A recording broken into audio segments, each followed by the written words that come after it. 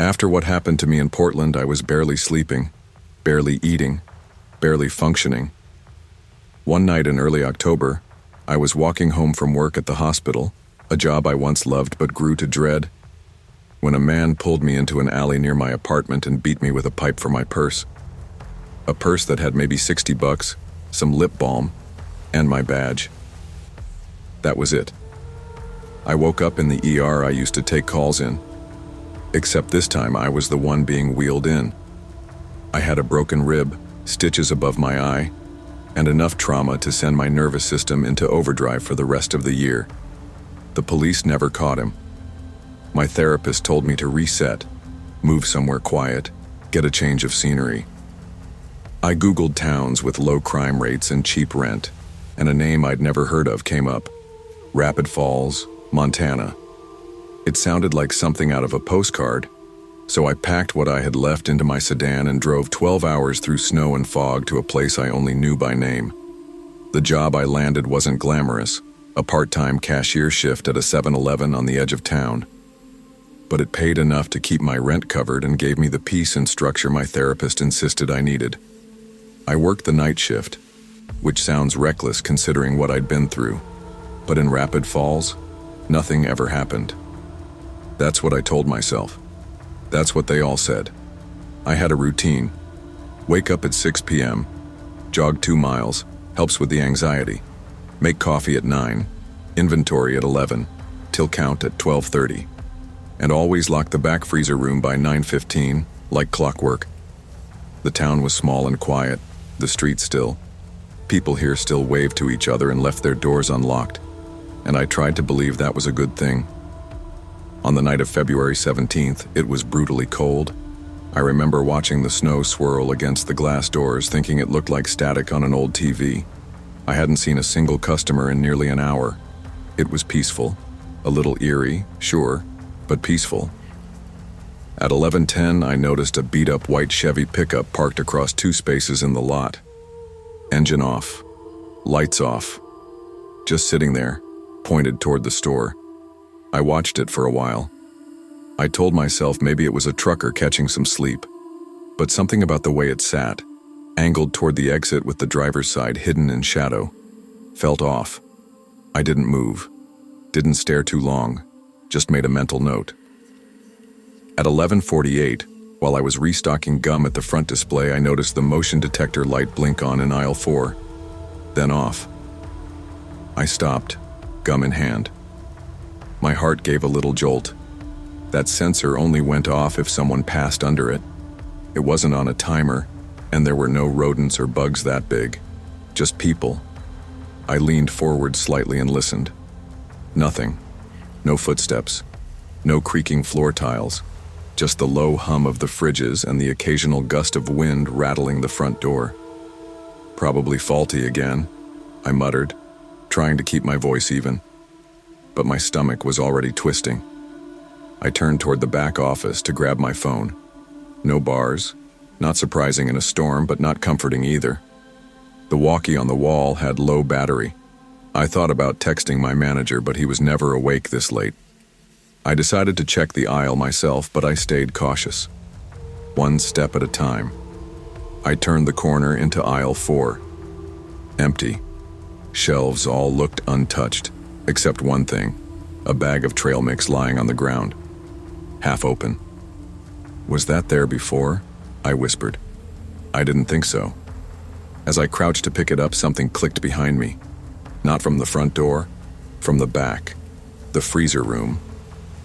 And I knew in that moment something was very wrong. The click echoed louder than it should have. Metal on metal. Definite. Deliberate. My entire body went rigid. I knew that sound. The freezer room had a push-latch door that gave a distinct click when opened. I had locked it. I remember locking it. I always locked it. I straightened up slowly, the bag of trail mix forgotten on the floor, my ears tuned to every inch of silence pressing down on the store. The only sounds were the low hum of the freezers and the soft patter of snow hitting the glass. Could be the latch slipping, I told myself. Humidity or something. Happens with old doors. But I didn't believe that. Not for a second. I stepped backward, careful not to make noise, and reached under the front counter where we kept the store phone, a dusty landline with a coiled cord that always tangled. My fingers shook as I dialed 911. It rang 4 times. 911, what's your emergency? This is Lauren Myers, 4085 Willowbank, 711. I think someone's inside, in the back room. I locked it earlier, but before I could finish, I heard it. Breathing, slow, deep, raspy, coming from the curtain that separated the freezer from the main floor. I turned toward it, paralyzed. A shadow fell just behind the fabric, wide shoulders, still, unmoving. Then a voice, low, male, calm. You missed me earlier. I was here at 9:40. I dropped the phone. I couldn't think, couldn't move. All I knew was that voice. It sounded familiar somehow. Not the exact words, but the tone. Calm, almost casual. As if this wasn't the first time. I backed up fast, nearly stumbling over the mat in front of the counter. I fumbled under the register and hit the panic button. Once, then again. The front lights flickered briefly. Could have been the storm. Or not. I ducked behind the counter and grabbed the only things within reach, a box cutter and a half-full bottle of counter spray. Pathetic weapons, but better than nothing. I crouched down and tried to slow my breathing. Everything went quiet. So quiet that every little buzz and creak felt amplified. I texted my brother, Matt. If anything happens to me, I love you. Store address and location. Weird man inside. Might be my mugger. I don't know why I wrote might be. Deep down, I felt it. The voice, the confidence, that presence behind the curtain. It was the same type of confidence that man had when he attacked me in Portland. Like he knew exactly what he was doing. And exactly how scared I'd be. Minutes passed. 10. Maybe 15. Felt like hours. Still nothing. I considered peeking above the counter, but I couldn't bring myself to do it. Every horror story I'd ever read, every missing woman on late-night true crime shows, they all started like this. And then I saw them. Headlights. Red and blue flashing lights flooding the windows. I stood slowly, body still trembling, barely able to hold the box cutter steady. I unlocked the door for the officers before they even got out of their cruisers. 2 deputies stormed inside, guns drawn, moving in practiced formation toward the back. I followed, numb and shaking, as one of them pulled back the curtain. Nothing.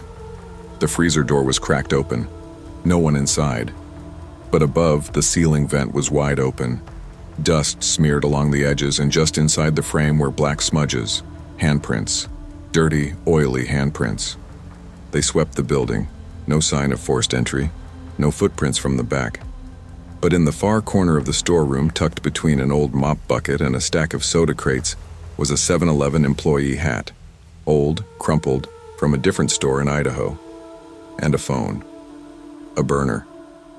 I broke down outside in the snow, crying into my jacket while one of the officers spoke softly, telling me I was safe now. But safe didn't feel real anymore. Not after that voice. Not after, "You missed me earlier." The following morning, the world outside the store was washed in cold light. Police tape still stretched across the glass doors, flapping in the wind like it had no idea how close it had come to being just a decoration. I hadn't slept. They'd driven me back to my apartment around 3 a.m., but I never even took my jacket off. I just sat on my couch with the TV on mute, watching local commercials flicker across the screen. Something about that felt safer. Meaningless noise. Faces I didn't know. At 8 a.m., my manager called. I let it ring the first 3 times before finally answering. "Lauren?" he said, groggy. "You okay? The cops said there was a break-in?" I didn't even know how to answer. What do you say to that? Break-in wasn't the right word. He hadn't broken anything. He had been there, already there, waiting. "They think someone got in through the vents," I said, voice hollow. "The vents?" He sounded like he didn't believe it. "Yeah." I paused. He said something to me, said I missed him earlier. There was silence on the other end. Then, "You should take a few days, I'll get someone to cover." I knew I wasn't going back, not to that store, not ever. I think he knew it too, but we didn't say it out loud. Around noon, the lead officer from the scene, Deputy Holt, came by to take a longer statement. I'd already given one the night before, but now that I'd had a chance to calm down, he wanted details. I offered him coffee. He declined.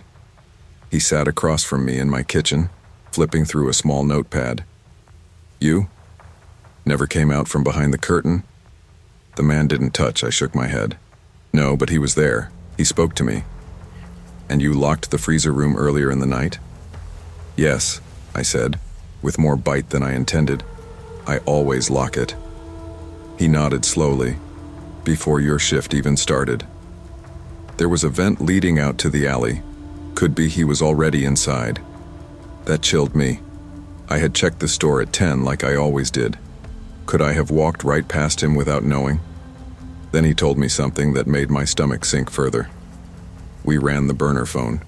No luck. But the hat, it's from a store in Twin Falls, Idaho. They had a similar report.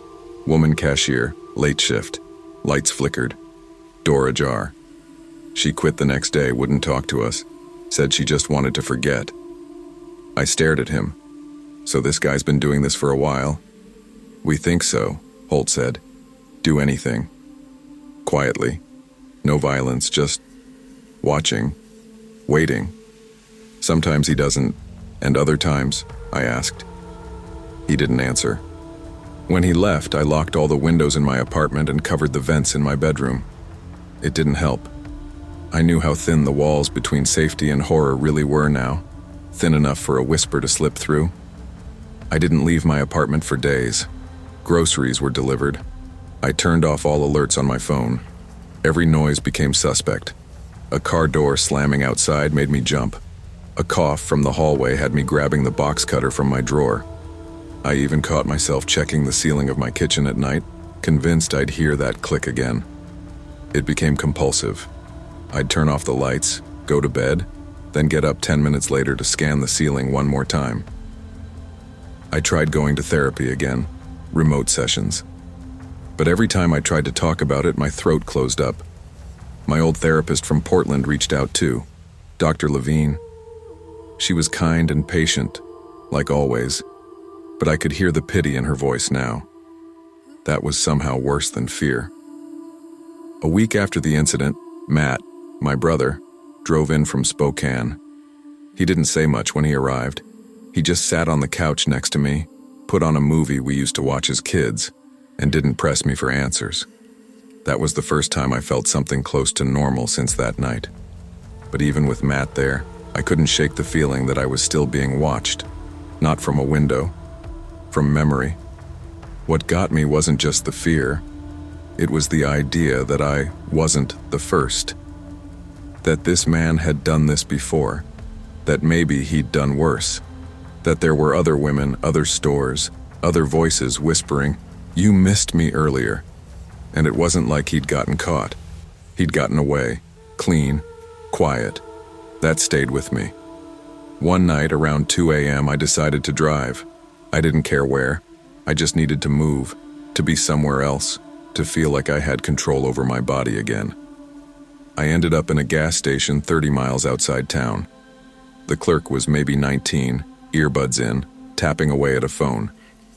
He didn't look up as I walked the aisles. That used to be me. I bought a pack of gum and a bottle of water.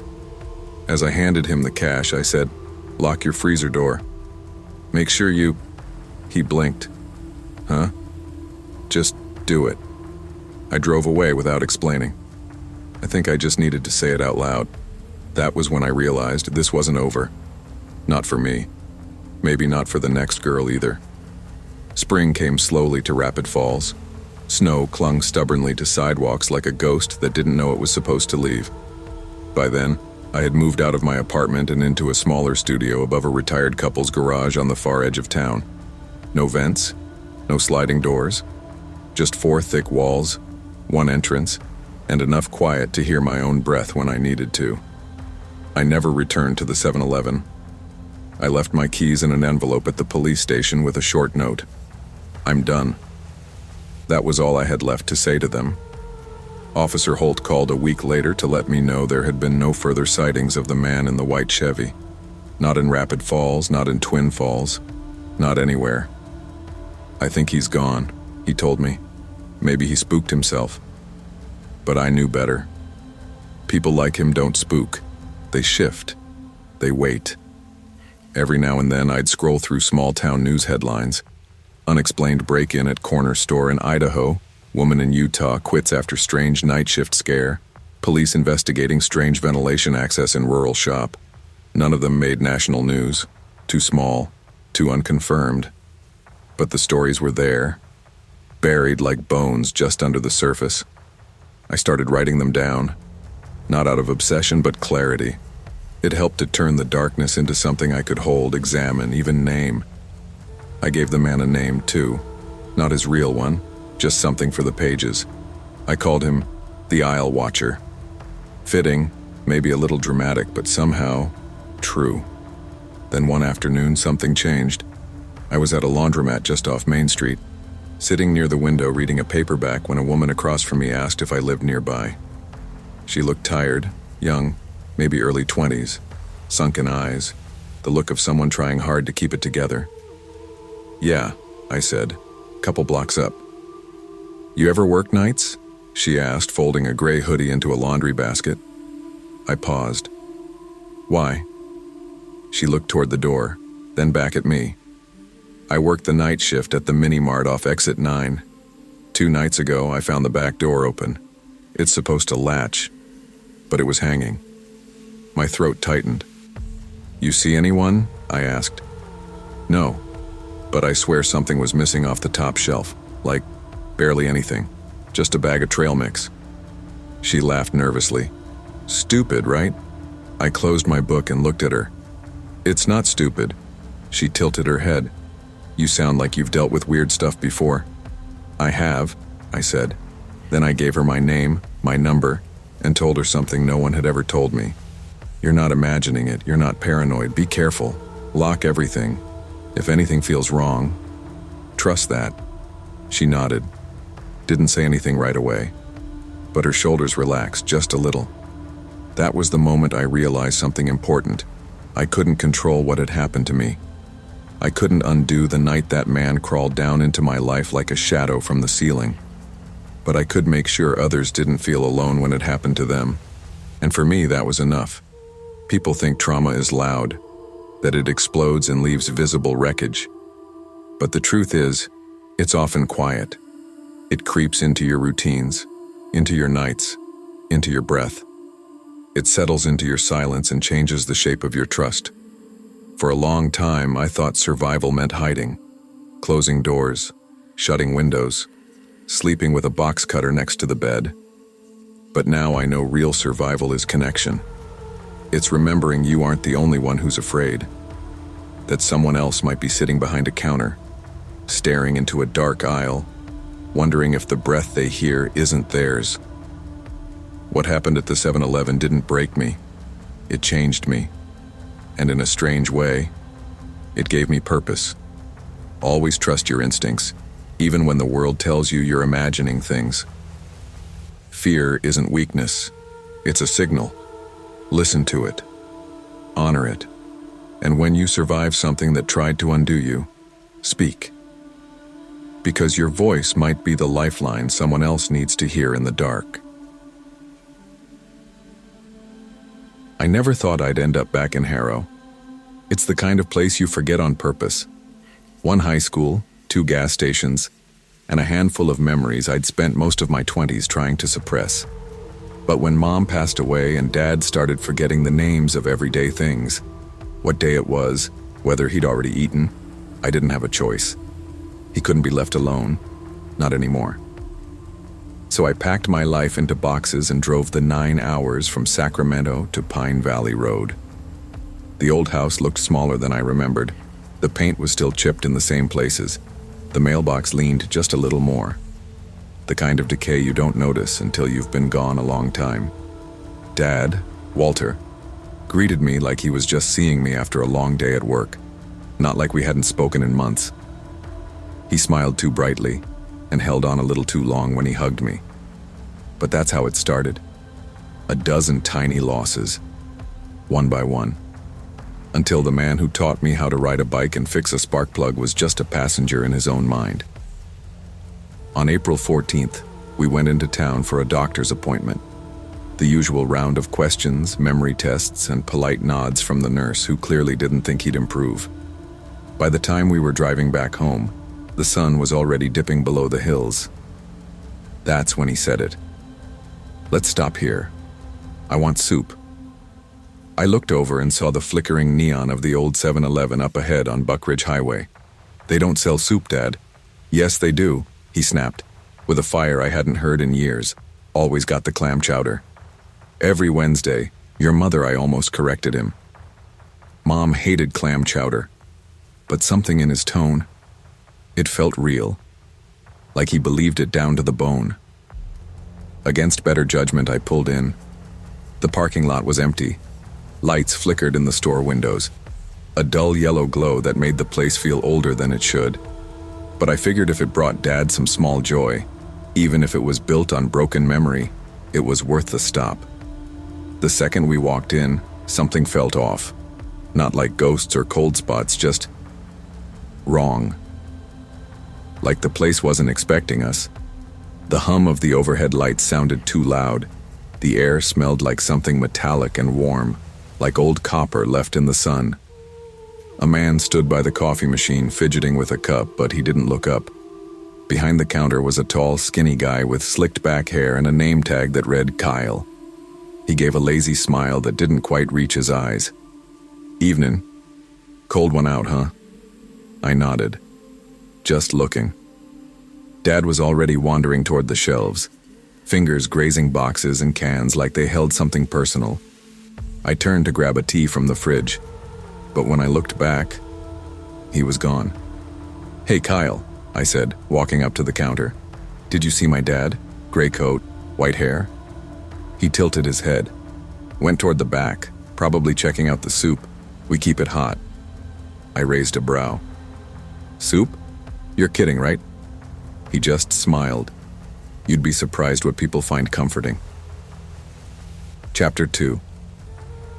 I walked down the narrow aisle, calling out, "Dad?" No answer. Just the distant hum of a fridge and the soft hiss of something cooking. I turned the corner and stopped dead. There was a small folding table. It hadn't been there moments ago. On it sat a silver tray of soup, steaming. Next to it, one paper bowl, already filled. And my father, seated on an upside-down milk crate, spooning the soup into his mouth like a man who'd been waiting years for it. "Dad?" I said, moving toward him. "What are you doing?" He didn't look up. "She used to get this for me, every Wednesday." I froze. "What?" Then I saw it. Floating in the soup, half submerged, were a pair of gold-rimmed reading glasses. Mine. I'd left them in the glove box 10 minutes ago. I hadn't brought them in. "Is this your soup?" Walter asked softly. I thought it was mine. I turned, heart thudding, and found Kyle standing at the edge of the aisle. He hadn't made a sound. "He remembered something," Kyle said. Some remember what matters. That doesn't happen often. Most folks just forget. But what the hell is this? I snapped. "Who are you?" He didn't answer, just looked at my father with something close to pity or reverence. It was hard to tell. "Time's thin here," Kyle said. "Sometimes it folds, like pages in a book. You slipped in." I grabbed my dad's arm. "We're leaving." He resisted. "I have to finish. She's waiting." "No, she's not," I hissed. "She's gone." "Not here," Kyle said. "Not in this memory." I pulled him harder.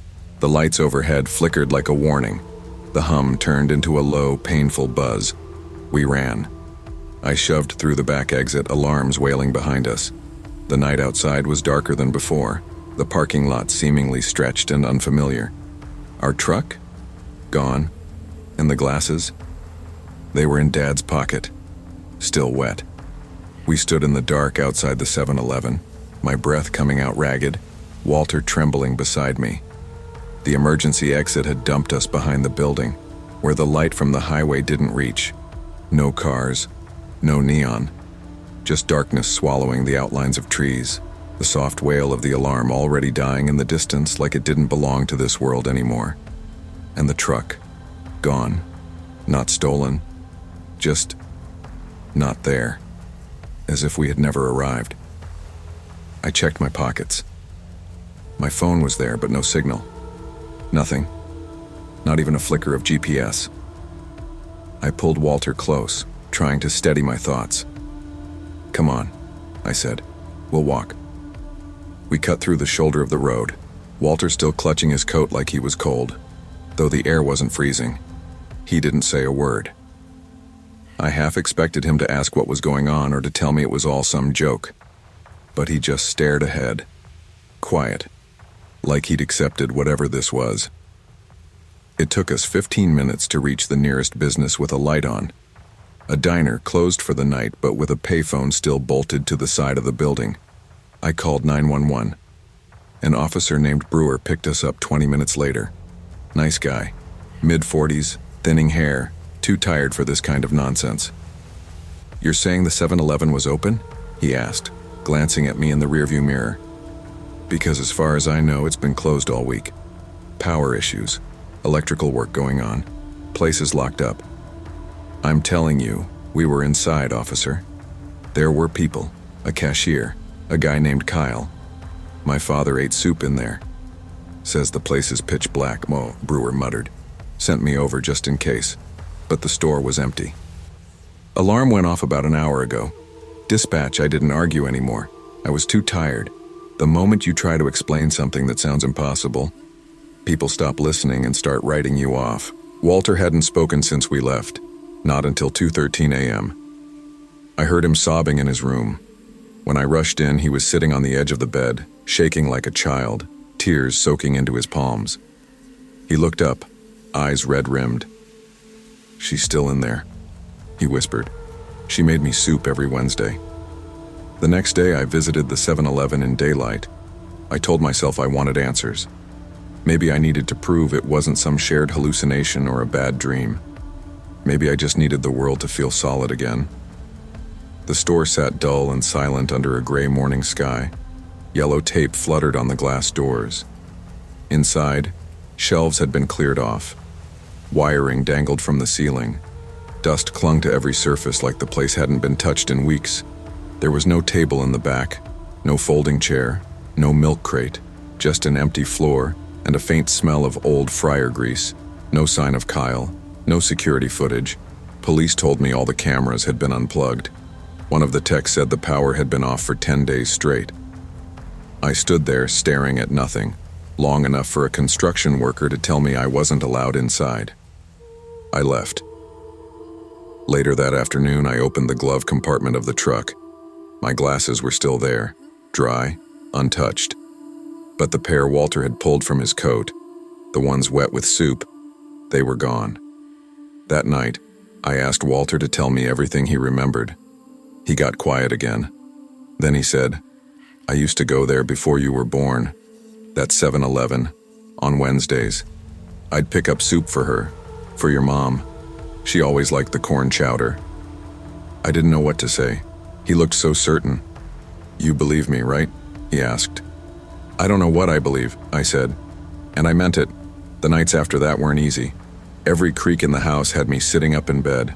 I started sleeping with the hallway light on like I used to after nightmares as a kid. And Walter? Well, he got worse. He started mumbling in his sleep. "She's still there. Soup's getting cold. Wednesday's almost here." At first I thought it was nonsense. Then I looked at the calendar. April 21st was a Wednesday.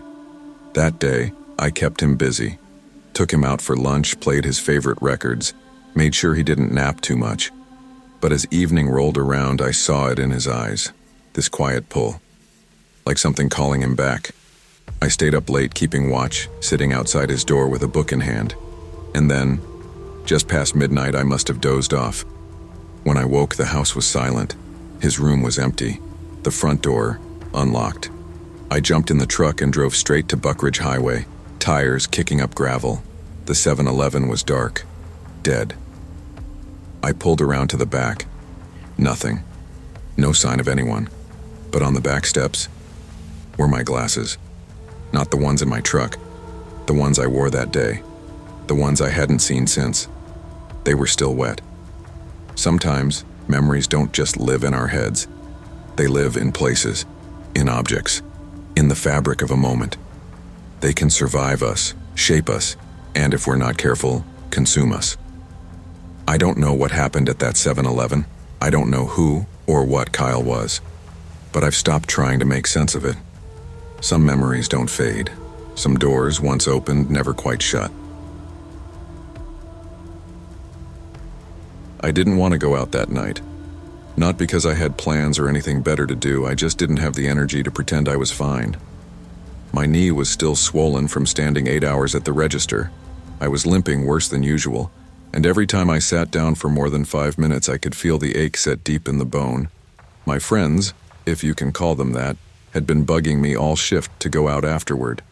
Just pancakes, Kara had said. Comfort carbs. It'll make everything better.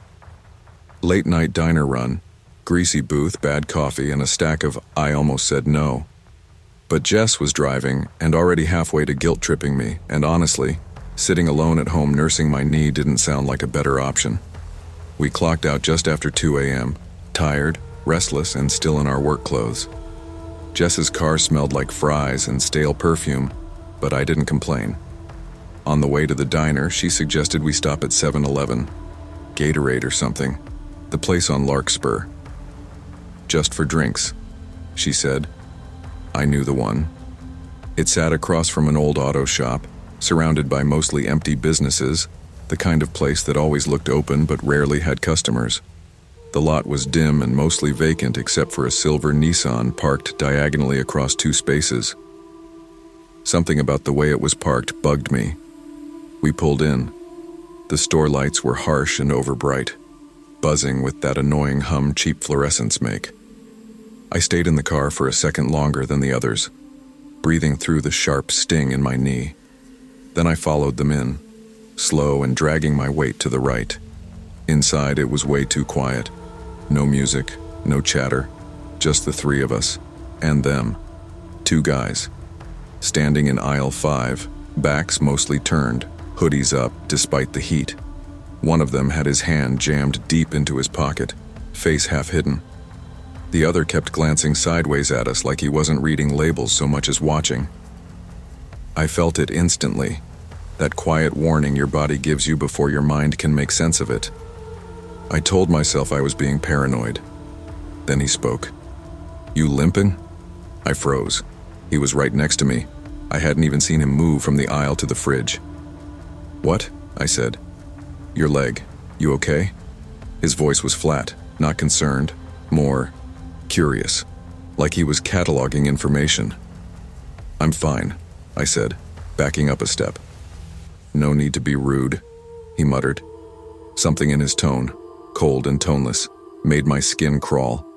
I turned, found Jess near the gum rack. I gripped her arm. We're leaving. What happened? I said we're leaving. I didn't wait. I limped straight out the door, heart pounding harder with each step. Behind us, I heard the door chime again. Get to the car, I said, louder now, urgency overriding the pain. Now.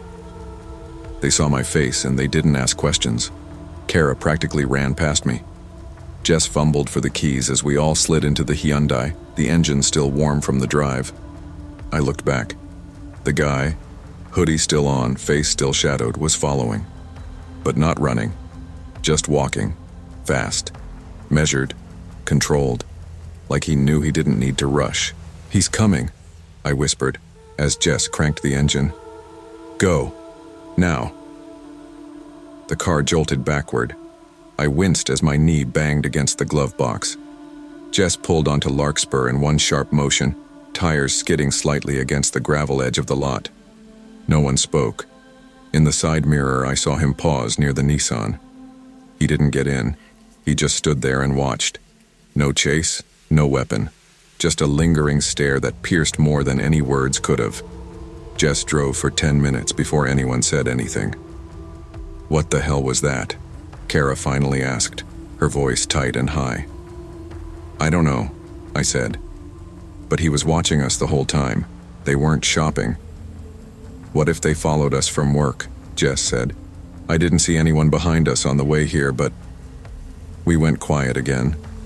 The plan for pancakes was officially dead. Back at my apartment, I iced my knee and tried to replay it all in my head.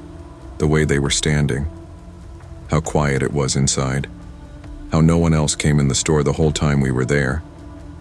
Every time I thought about his voice, flat, like it wasn't human, I got that tight feeling in my chest again. I barely slept. Every little sound made me sit up, eyes darting toward the door. I pulled a chair in front of it, just in case. By morning, I decided to call corporate. I don't know what I was expecting. Maybe to confirm something normal, like the cashier was new or they'd had security issues before. Anything to make it feel less surreal. The woman on the line was polite, helpful, until I mentioned the store. "The one on Larkspur," I said, "across from the auto shop." She paused. I heard her keyboard stop clacking. "There's a store on Larkspur?" she asked. "Yeah, we were there last night, around 2:30 a.m.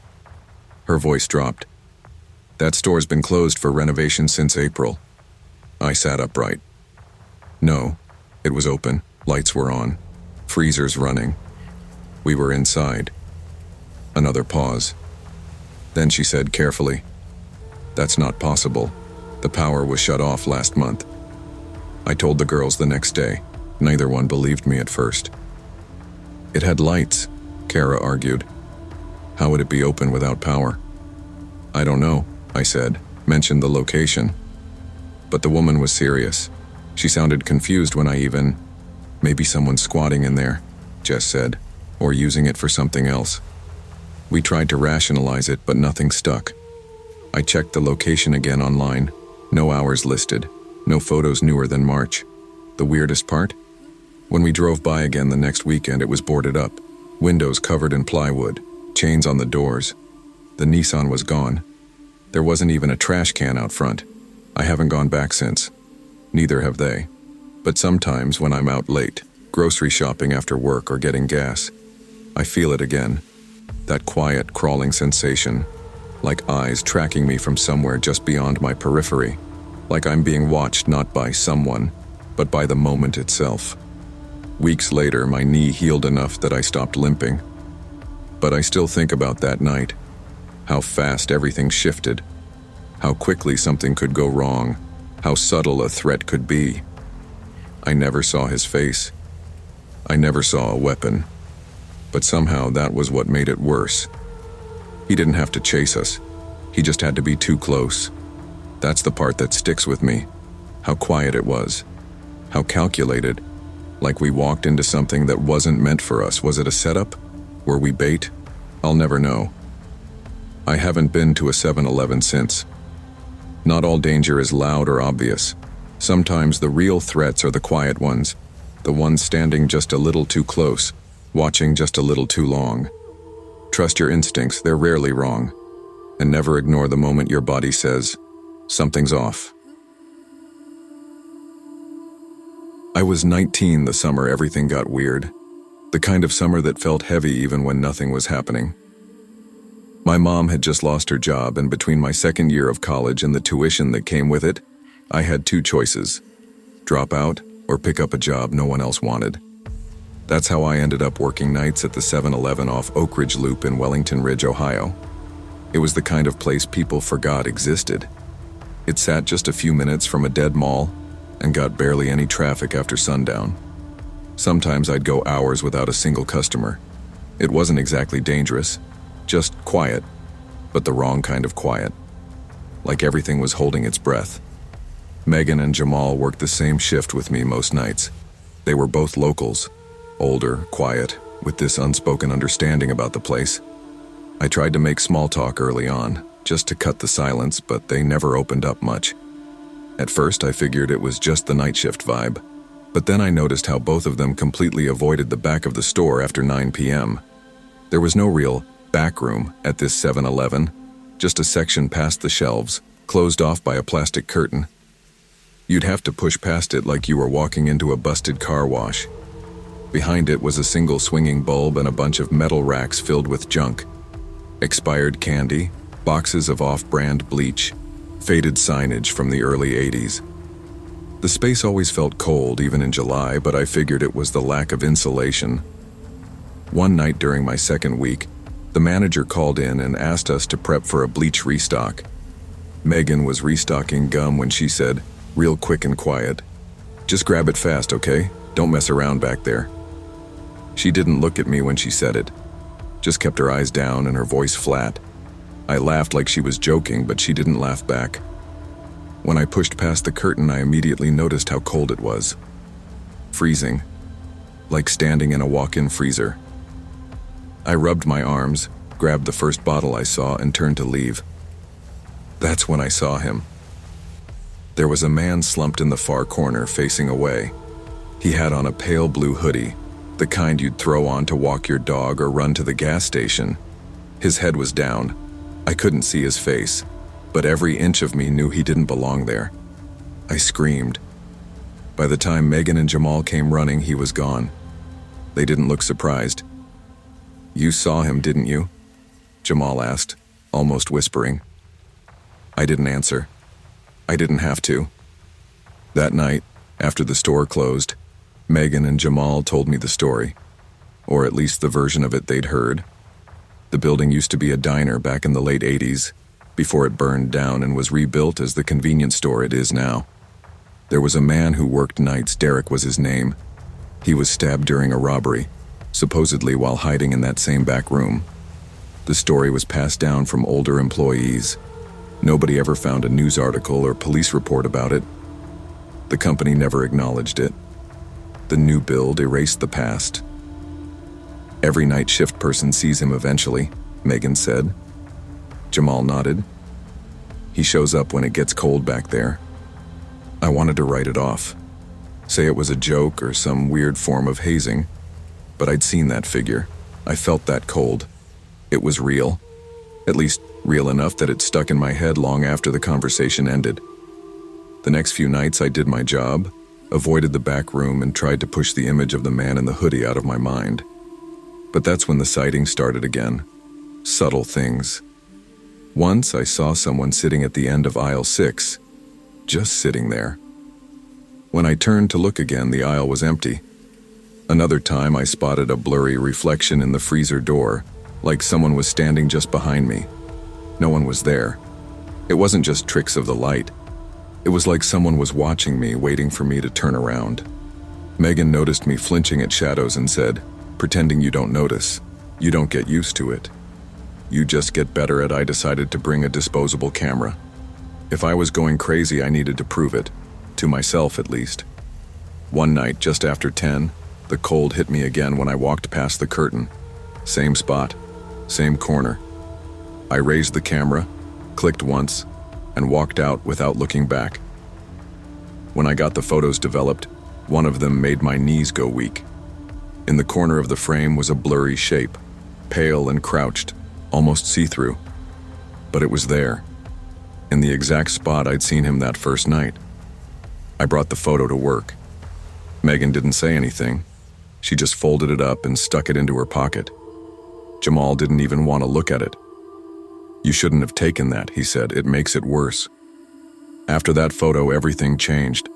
The store didn't feel like a place I worked anymore. It felt like something I was trapped in. The nights were longer, the silence was thicker, and the cold? It came more often now, not just in the back room, but near the coffee station, the freezer aisle, even behind the register. I started to dread going in, but I couldn't afford to quit. I kept thinking about the rent due at the end of the month, about my mom sleeping in the next room of our small apartment. She had enough on her plate. I couldn't be the kid who bailed on her job because of a ghost story. Then the lights began acting up. At first, it was just the flicker in aisle 6, but then the feed from the security monitors would freeze up, go to static, or cut out completely. Once they went black just as I saw someone standing on the far side of the store behind the racks of lottery tickets. By the time I looked up from the screen, no one was there. I told the manager about the lights and the monitors. He brushed it off, said, half laughing, "Building's got character." "It's just old wiring, Osrauri character. That's one word for it." Megan kept urging me to switch shifts. Family. They won't ask questions. "Ask for mornings," she said. "Say it's for school, but I couldn't. Morning shifts didn't pay the same, and nobody ever left the shift unless they flat out quit, which started to make more sense to me. One night in late July, I was closing alone. Jamal had called out sick. Megan had switched off for the week. I didn't think much of it when I unlocked the front at 10:33 p.m., walked in, and started prepping for the overnight. I'd done it before, but by 11:53, the air had shifted. I can't explain it any better than that. Something in my chest tightened like my body knew before my mind did. The cooler buzzed louder than usual. The lights overhead dimmed, then flared. All the monitors behind the register went black. I couldn't hear anything but the hum of electricity and the soft thump of my heart. I stepped outside, just for air, just to catch my breath. When I turned back, he was inside. He wasn't crouched, he was standing, just past the counter. Pale blue hoodie dripping, like he'd come in from a storm, even though the night was dry and clear. He wasn't moving, just standing there, head down, face hidden. I froze. I didn't go back inside. I didn't lock the doors behind me. I didn't even remember to grab my keys. I stood under the buzz of the parking lot lights and dialed 911 with shaking hands. 15 minutes later, 2 officers arrived. They searched the store top to bottom, found nothing. Doors were still locked, no signs of forced entry. The place was empty, except for the bleach bottle I'd restocked earlier, now sitting neatly on the counter like someone had left it there for me to find. I quit the next day, walked in at noon and told the manager I was done. No 2 weeks, no questions. He didn't seem surprised, barely looked up from his paperwork. "You sure? You'll lose your hours," he said. "I'm sure," I replied. He didn't argue. I don't think he ever expected me to last that long. I went home and didn't leave my room for 2 days. I kept the photo in my drawer, buried beneath a pile of old school notes. I couldn't bring myself to throw it away, but I didn't want to see it again either. I didn't tell my mom the real reason I quit, just said the hours weren't working with school. She didn't press me. 2 months later, the store shut down. They said it was for structural repairs. Something about pipes and floor damage, but nothing ever reopened there. Last I checked, it was still boarded up, windows dust-covered and walls tagged with fading graffiti. I tried to forget about it, but sometimes, even now, I dream about that night. Not the store, not the flickering lights or the back room, but the cold, that unbearable cold, and him. He's sitting in the same corner, same hoodie, same silence. But this time he looks up. I never see his full face, just enough to know he was young, just a kid, probably not much older than me at the time. In the dream, he says one thing: "You're not supposed to remember me." And I always wake up sweating. I've searched local archives, looked up every robbery in the Wellington Ridge area from 1989 through the late 90s. Nothing matched. No fire, no death, no Derek. It's like he never existed. But I know what I saw. I know what followed me out of that room. Whatever happened to him, if it happened, was erased. Maybe covered up. Maybe forgotten. Maybe no one cared enough to remember a kid stabbed in a back room for a till full of bills and quarters. But something in that place wanted to be known, wanted someone to care. I never went back to Oak Ridge Loop. Even now, I take the long way around town just to avoid driving past that stretch of road. I don't know if it's fear or just a heaviness that sits on my shoulders whenever I think about it. A part of me still feels tethered to that place, like something unfinished was left behind. I never told anyone the whole story until years later. You say something like that out loud, and people look at you different, like you're broken, or lying, or both. But the longer I stayed quiet, the more it built up in me, like a pressure valve ticking louder each year. So I started writing it down. Just the truth. No embellishments, no drama. Just what happened, as I lived it.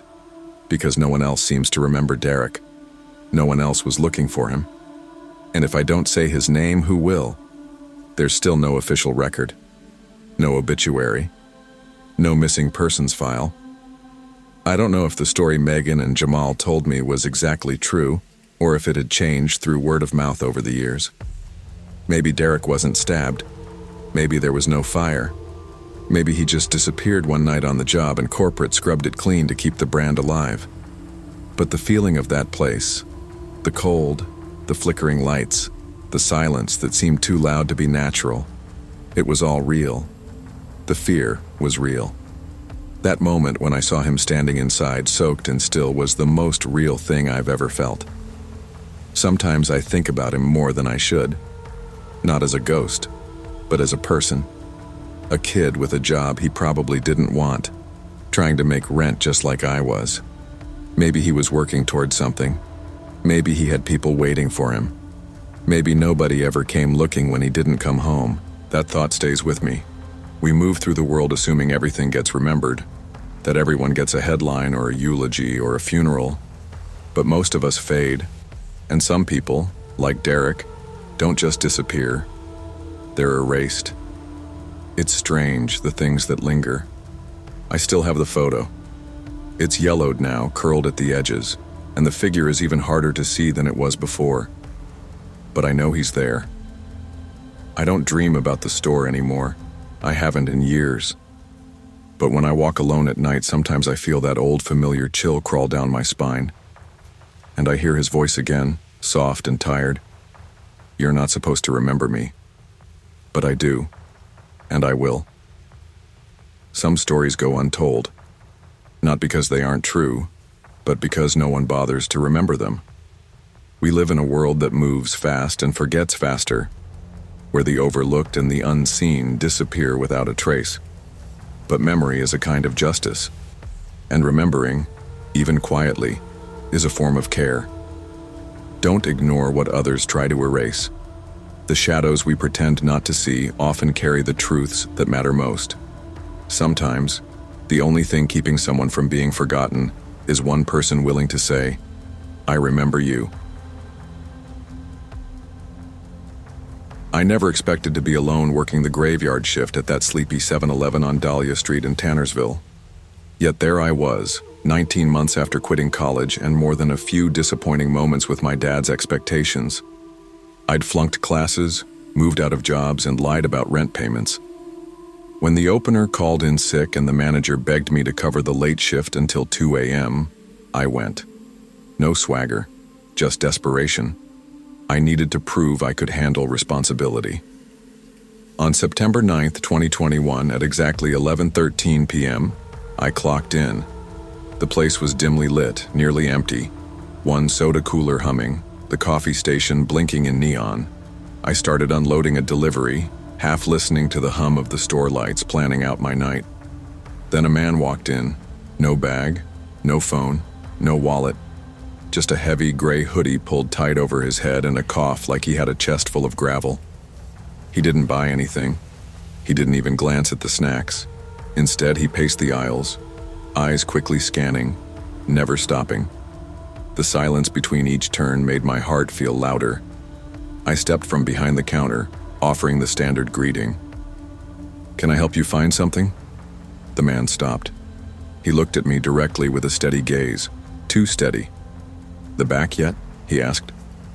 "You cleaned up?" My pulse jumped. "The back? Why would a customer care about my mop closet or storage hall?" His voice was calm, almost bored, but those words sank into me like ice. I nodded, unsure how to answer. Then he turned and left without buying anything, disappearing into the night. My skin crawled. I locked the front door from inside, per store policy. Solo night shifts required it if you felt uneasy. But locking that door felt more like building a prison than keeping out a threat. I walked to the rear of the store, heart hammering. I passed the cooler, glancing at its frosted glass panels where reflected neon shapes danced. I tried to steady my breath as I approached the mop closet and storage door. The air felt thicker, and I heard a faint scratching coming from behind the locked door. My chest slammed with adrenaline. I slowly opened it. Margin enough to peek inside. Empty. No mop, no rat, no sign of disturbance. But the scratching stopped the moment I looked. I blinked. My limbs shook, but I forced myself to keep going. I backed away from the mop room and turned toward the emergency exit at the back of the store. That's when I saw it, a smear of fresh blood, glistening faintly under the fluorescent lamp, tracked across the push bar. Not bright red, but darker. Persistent. I wanted to run, but I couldn't. I was stuck, pulled between terror and logic. I raced back to the register and grabbed the landline to dial my manager, but the line was dead. No dial tone. I tried my cell. No service. I gripped the receiver as if it could short-circuit my fear. Then the front door. I tested it. It wouldn't open. Jammed. The lock wouldn't turn. I jerked on it again. Nothing. Panic pressed in like weights. And then came the knock from inside the cooler. I whipped around. There it was, the glass beer cooler, frosted over, nearly opaque. Someone had exhaled on the inside, fogging the glass. At the center of one panel, a finger traced a single, slow circle in the condensation. One deliberate gesture into my world. Time blurred. I backed up, shaking, grabbed the spare key from under the register. I tried the front door again. Still stuck. Jammed. Maybe sabotaged. I realized then that locking it earlier might have been a mistake. Footsteps echoed behind me in the aisle. I spun. Empty. Every instinct screamed at me to flee. Uneven breathing rattled through my chest. I thought about the chains on the delivery door behind the store. Lucky that they were old and relatively easy to yank. I turned and sprinted toward them, but stopped when I noticed something different hanging nearby. A heavy gray hoodie, just like the man's hoodie, draped on the coat hook near the exit, and on the chest was a name tag. 7-Eleven badge in the same font I'd seen the manager use. It said, Noah, my name. Though I'd never been issued that name tag. That's when the footsteps started again, echoing behind me. Closer this time. My heart felt like a jackhammer. I pulled the chain. The door swung open. I ran through, barefoot, had left my shoes back in the supply closet somewhere. I stumbled across the empty lot, adrenaline and fear pushing me onward. 20 minutes later, the police arrived. No forced entry, no footprints in the dust. Store looked deserted except for that faint smear of dark red on the exit bar and the cooler door condensation. They found a burner phone inside the cooler on the floor. It had stopped recording exactly when I ran. On it, a masked man breathing heavily, pacing inside that cooler, hitting record. His figure flicks into frame, his face never fully shown, watching me. That phone's footprint in my mind stays with me. The officer said no one had entered from outside. The door had no signs of tampering, like the threat came from inside the store. My father later told me I overreacted. Probably just a prank, he said. You blow things out of proportion. But what I felt wasn't joking. It was deliberate, malicious, and personal. I was never offered another night shift, ever. After the police left, I sat in my car for nearly an hour with the engine off, just gripping the steering wheel. My hands wouldn't stop shaking. Every sound outside, a branch moving, a distant car, made me flinch. When I finally started the ignition, I didn't go home right away. I just drove. Circles mostly. Around town, through neighborhoods I didn't know, windows down to remind myself I was alive. When I did get home, I didn't sleep. I stared at my ceiling until the sun came up, wondering what would have happened if I hadn't gotten out, if that lock had held me a little longer. The next day, my manager called. She sounded annoyed, not worried. "You locked the door?" she asked, like I'd broken some ancient code. I followed policy. I felt threatened. She huffed, pulled the feed. "There's no footage of the guy coming in, you know. The cameras are fine. I didn't know what to say. I knew he came in. I talked to him. I watched him walk out, but they said there was no footage from that part of the shift. Just a static freeze for exactly 12 minutes, like someone cut the feed on purpose." "I'm not making this up," I said quietly. "You left your shoes," she replied. "You know how weird that looks?" Click. That was it. No concern, no follow-up. Just me, feeling like a crazy person who left his shoes in the middle of a hallucination. I didn't even bother to go pick them up. They could keep them. Whatever had walked through that door, whatever left that hoodie and that message, could keep the shoes too. The following week, I got texts from coworkers asking if I was okay. None of them wanted to cover the night shifts. One girl, Alex, said, "You saw him, didn't you?" When I pressed her, she clammed up. I drove back to the store once, just parked across the street. It was broad daylight, middle of lunch hour. Everything looked normal, but the feeling was still there, sitting in my gut like a rock. That place wasn't right. Not for me. Maybe not for anyone. And yet, I couldn't stop thinking about it. Who would go through the effort of watching someone like that? Quietly, through a cooler door, recording the entire thing, then disappearing without a trace. There was nothing stolen, nothing vandalized, no threats made. It wasn't a robbery. It was a message. The problem is, I still didn't know what it meant. A few months went by and I convinced myself to move on. I picked up a job at an auto shop working daylight, no isolation, no quiet humming lights or back rooms. I kept my head down, worked hard, even called my dad one afternoon just to say hi. He didn't say much, but I could tell he was surprised. I told myself what happened was some freak thing, a fluke, a one-off, until I started seeing the gray hoodie. Not in person, at first. It started with dreams. I'd be walking past a row of coolers and out of the corner of my eye I'd see him, standing still, not moving, always with his head down, just the top of the hoodie visible. I'd try to wake up and couldn't. I'd try to scream and hear nothing. One night after a shift at the shop, I stopped at a gas station for snacks. It was close to midnight, but the place was busy, so I didn't think twice. I went in, picked up a drink, and glanced toward the beer cooler. There was fog on the glass, just a little, like someone had breathed on it. I didn't even look for a circle. I walked out without paying and didn't stop until I was back in my car with the doors locked and engine running. The dreams got worse after that, more specific. I'd find myself back at 7-Eleven, barefoot again, the back room colder than ever. I'd run, turn a corner, and instead of shelves or doors, it would just be walls closing in, tighter and tighter, until I'd wake up choking. I tried therapy, told the story to a counselor who nodded and said things like trauma retention and perceptual stress responses. She meant well, but it didn't help. I knew what I saw. I knew how it felt. You can't fake that kind of fear.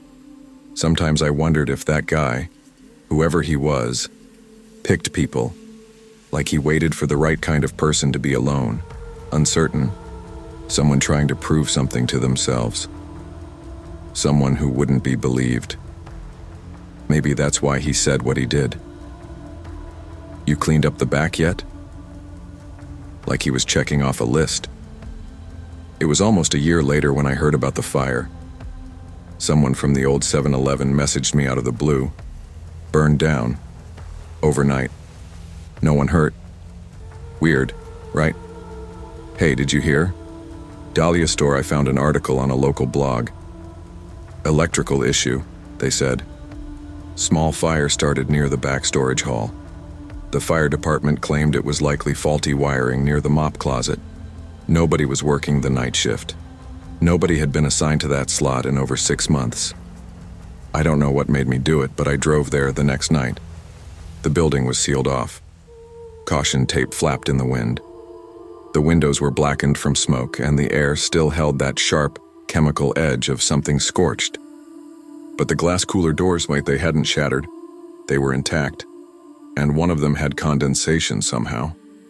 It was late, too cold for that, and still, there it was, fogged over, a single circle traced in the glass. I stood across the parking lot, locked in place. I didn't want to get closer. I didn't want to see what else might be waiting for me if I did. But I also knew I wasn't the same kid who locked that door a year ago. I wasn't trying to prove anything anymore. Not to my dad, not to myself. So I walked. Up to the glass. I waited. Nothing happened, no movement, no face behind the fog. Just me and the quiet hum of the street lamp overhead. Then I noticed something odd on the sidewalk. A scrap of paper scorched around the edges. I picked it up. It was part of a schedule sheet. Old. Faded. Dated September 9th, 2021. My name was highlighted, handwritten in red pen. I didn't take it with me. I left it there, next to the door, and walked back to my car. On the drive home, I kept thinking about the burner phone, the man in the mask, the hoodie on the wall with my name. I thought about the knock, the fog, the voice. "You cleaned up the back yet?" It wasn't a question. It was a ritual, a pattern that played out until someone noticed, until someone broke it. And maybe that fire was the pattern ending. Or maybe it was just the beginning of another version of it, in a new town, with a new kid who thinks he's just working a normal night shift. Alone. I don't know what I believe anymore. But I do know this. I've passed that old building 3 more times since then, and every time there's fog on the glass cooler door, even though the power's been shut off. I still don't work nights. I still keep my doors unlocked now whenever I'm alone, just in case. Some doors aren't meant to be locked. Not because they keep something dangerous out, but because they trap it inside. Responsibility is important, but no job, no paycheck, and no attempt to earn someone's approval is worth ignoring your instincts. Sometimes, proving yourself means walking away, not staying to endure what should have never been yours to carry in the first place. If your gut tells you something is wrong, trust it. Because once you're inside, some doors don't open again. My day began in chaos. As a substitute teacher, I can handle chaos, but not 3 vomiting kids on a field trip, a phone battery on 5%, and no lunch since the crack of dawn. By 4:10 p.m., I just wanted taquitos and a soda in peace. That 7-Eleven on 91st Hollins Drive in Temple Hills looked empty enough. I told myself 10 minutes tops. Grab food, go home, collapse. I stepped inside and immediately sensed something off. 3 teenage boys huddled near the fountain drink station, whispering and sneering. One looked me over with a smirk, jabbing his elbow into a friend's ribs. I kept walking, adjusting my bag strap and focusing on the microwave. As I waited, my phone buzzed in my hand. Airdrop request, toocute.jpg from unknown. I dropped my jaw, reflexively declined. A second later, airdrop request, bend down 1.move from unknown. I glanced at my reflection in the convex security mirror above. I had bent down to fix my sock. My dress had crept up just a little. My heart sank. How could someone have captured that? I turned, glimpsed the teens again. They pretended to talk sports, but when our eyes met, one of them chuckled. I felt hot in my cheeks. I clenched my phone, moved toward the register, arms tight at my sides. The cashier, a worn woman around 40, rang up my items without looking up. Hesitantly, I asked quietly, "Are there cameras near the microwave? Mirrors? Hidden ones?" She gave a short sigh. "Honey, this is public. This whole place sees everything." She didn't offer comfort, just a plastic bag I declined. I left without giving thanks. Outside, I spotted a black Toyota Corolla parked across the street. Its engine was silent. 2 figures inside. one behind the wheel, one in back, filming something on their phone. My breath went shallow. I backed behind an ice machine near the wall and fired up my phone. 3% battery, no service. I watched. The guy filming turned the screen and seemed to scan something. He didn't look in my direction, but it didn't matter. He was probably the one who airdropped the file. He disappeared as suddenly as he'd appeared. No sign of him or the other passenger. Fear clutched me in waves. I hurried to my car, unlocked the door, and slid inside. Heart hammering. Then I froze. On my back windshield, someone had stuck a note. "You should smile more. Beautiful when mad." I peeled it off carefully, every breath loud in my chest. Tears started as I realized what had happened. Someone in that store, or maybe parked nearby, filmed me without my consent. They targeted me. They made me visible when I wanted to be invisible. I drove straight to the nearest Target with a Wi-Fi hotspot and cried in the parking lot. Even the bright fluorescent lights inside couldn't chase out the humiliation. That night, I scoured every corner of the internet. Reddit, TikTok, YouTube, anywhere creep cam compilation might show up. Hours passed. My phone buzzed occasionally with other files, harassing texts, screenshots of public posts, but nothing matched what I knew had been taken. My sense of paranoia twisted upward. 3 weeks later, my younger cousin messaged a link labeled, "Funny school kids' faces, ick, MP4. My glance turned skeptical when I saw clip thumbnails blurred to anonymity, but still recognizable. I clicked while my stomach sank. Clip number 4, there I was. Bending to adjust my sock in that store microwave line, lips tight, hair sweeping past my face. The angle, the pacing, everything screamed invasion. No face visible, but that outfit, that posture, I knew it was me. The comments? A cesspool. Score, shotgunning, nice skirt. People objectifying me even though I wasn't invited to be seen. Even anonymous users felt entitled to my image. I deleted everything. TikTok, Insta, Snapchat, all of it vanished within minutes. My chest hurt, but so did everything else. My dignity, my trust. I moved apartments a month later, quit the substitute teaching job. I was out before paranoia could pick apart my new life. I've never returned to that 7-Eleven. I avoid that corner of town. Some nights I dream of the wide fluorescent lights, the teens whispering, the cold look of my reflection in that security mirror. I dream the camera zooms in on me, uninvited.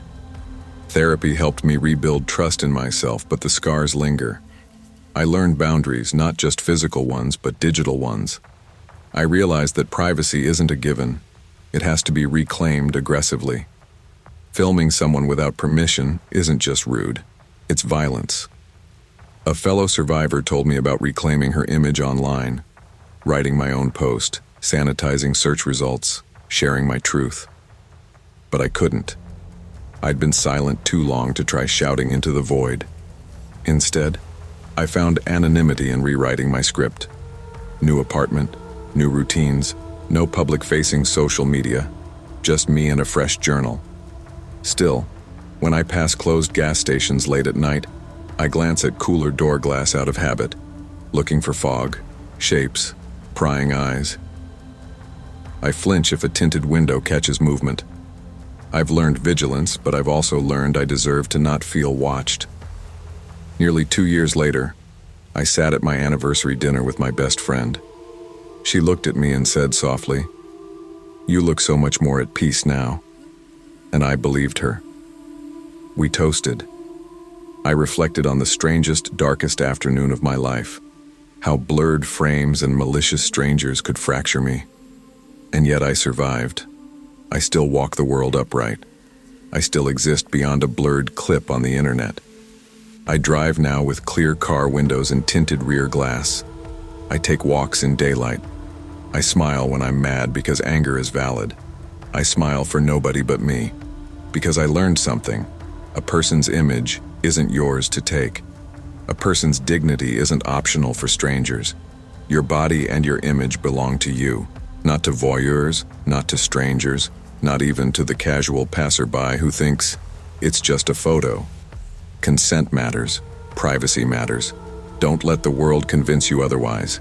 If someone tries to take your image without permission, you have every right to vanish, to rebuild, and to demand respect, even from yourself first. They don't tell you how easy it is to mistake familiarity for love, or how quickly the warm parts of someone can get replaced by cold shadows. I met David at a mutual friend's barbecue in March, the kind where everyone's drinking light beer out of red Solo cups and pretending they know how to grill. He was the guy everyone listened to. Tall, tan, a smile that seemed to shine right through his Ray-Bans. When he talked to me, it felt like I was the only girl in the world. I was fresh off a breakup. He was freshly bored. Maybe that's why we clung to each other so fast. At first, it was movie nights, Target runs, him cooking pasta while I danced in his kitchen. He said I was low maintenance, which he meant as a compliment. We laughed a lot, slept in late, told each other secrets at 2 a.m.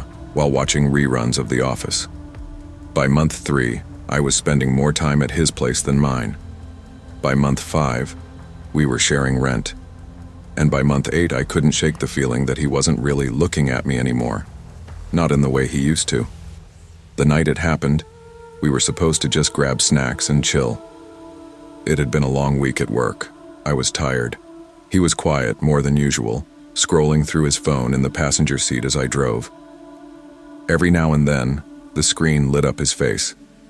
He didn't say much. I tried to keep it light.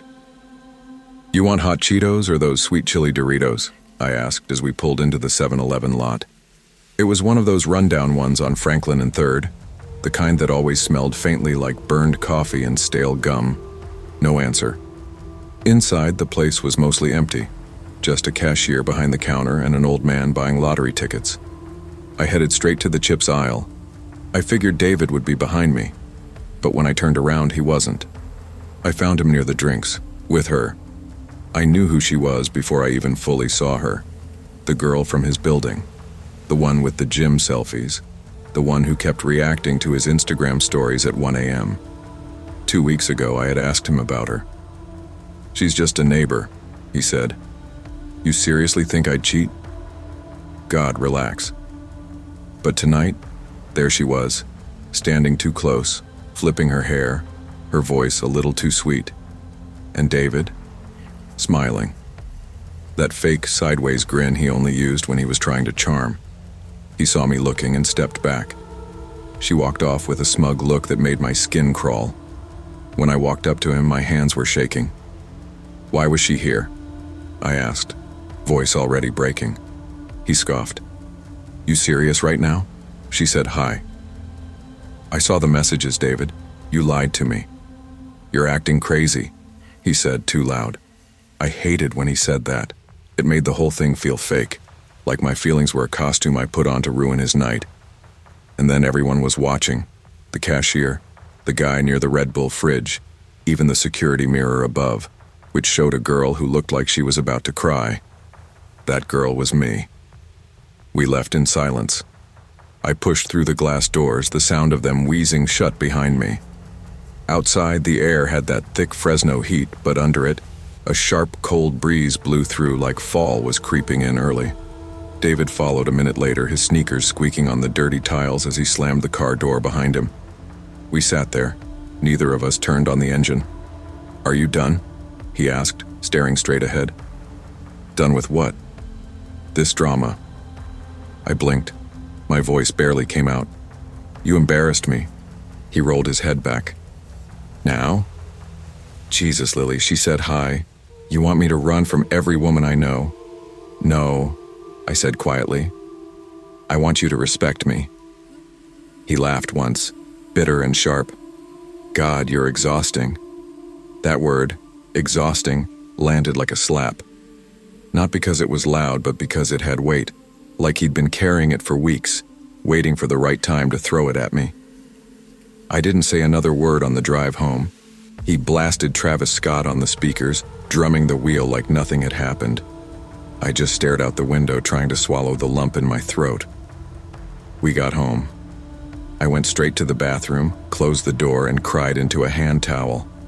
Not because of the girl, not even because of the fight, but because I suddenly realized I was sharing an apartment with someone who didn't like me anymore. Not really. Later that night, I checked Instagram. David had posted a story, a mirror selfie, shirt off, captioned, "Crazy girls be the hottest." My whole body went cold. I didn't sleep much that night. I laid in bed, staring at the ceiling fan spinning above me, counting the turns. He slept beside me like nothing was wrong, sprawled out, snoring lightly, dead to the world. Around 5 a.m., I got up. I sat on the couch and scrolled through my messages with my sister, Amanda. I hadn't told her much about the relationship lately. I think I was too embarrassed. She used to ask if David was still cool, and I'd always say, "Been hard." Yeah, he's just stressed, works. But that wasn't really true. He wasn't stressed, he was changing. Or maybe he'd always been this way, and I was just finally seeing it. Around 7, the sun started to come in through the blinds. I stood up, went to our shared closet, and pulled out my duffel bag. I packed what I needed, my scrubs, toothbrush, my favorite hoodie, and the little framed photo of me and Amanda from high school graduation. David stirred a little but didn't wake up. I texted Amanda, "Can you come get me?" She responded in seconds, "Be there in 30, you okay?" "Not really, but I will be." I left the key on the kitchen counter. Amanda drove me back to her place in Clovis. She had a small apartment above a coffee shop with 2 cats and a balcony that faced a parking lot. It wasn't much, but it felt like peace. We didn't talk much on the ride. I think she could tell I was trying not to cry. When we got there, she made me tea. I sat at the little kitchen table while one of her cats curled around my ankle. "Do you want to talk about it?"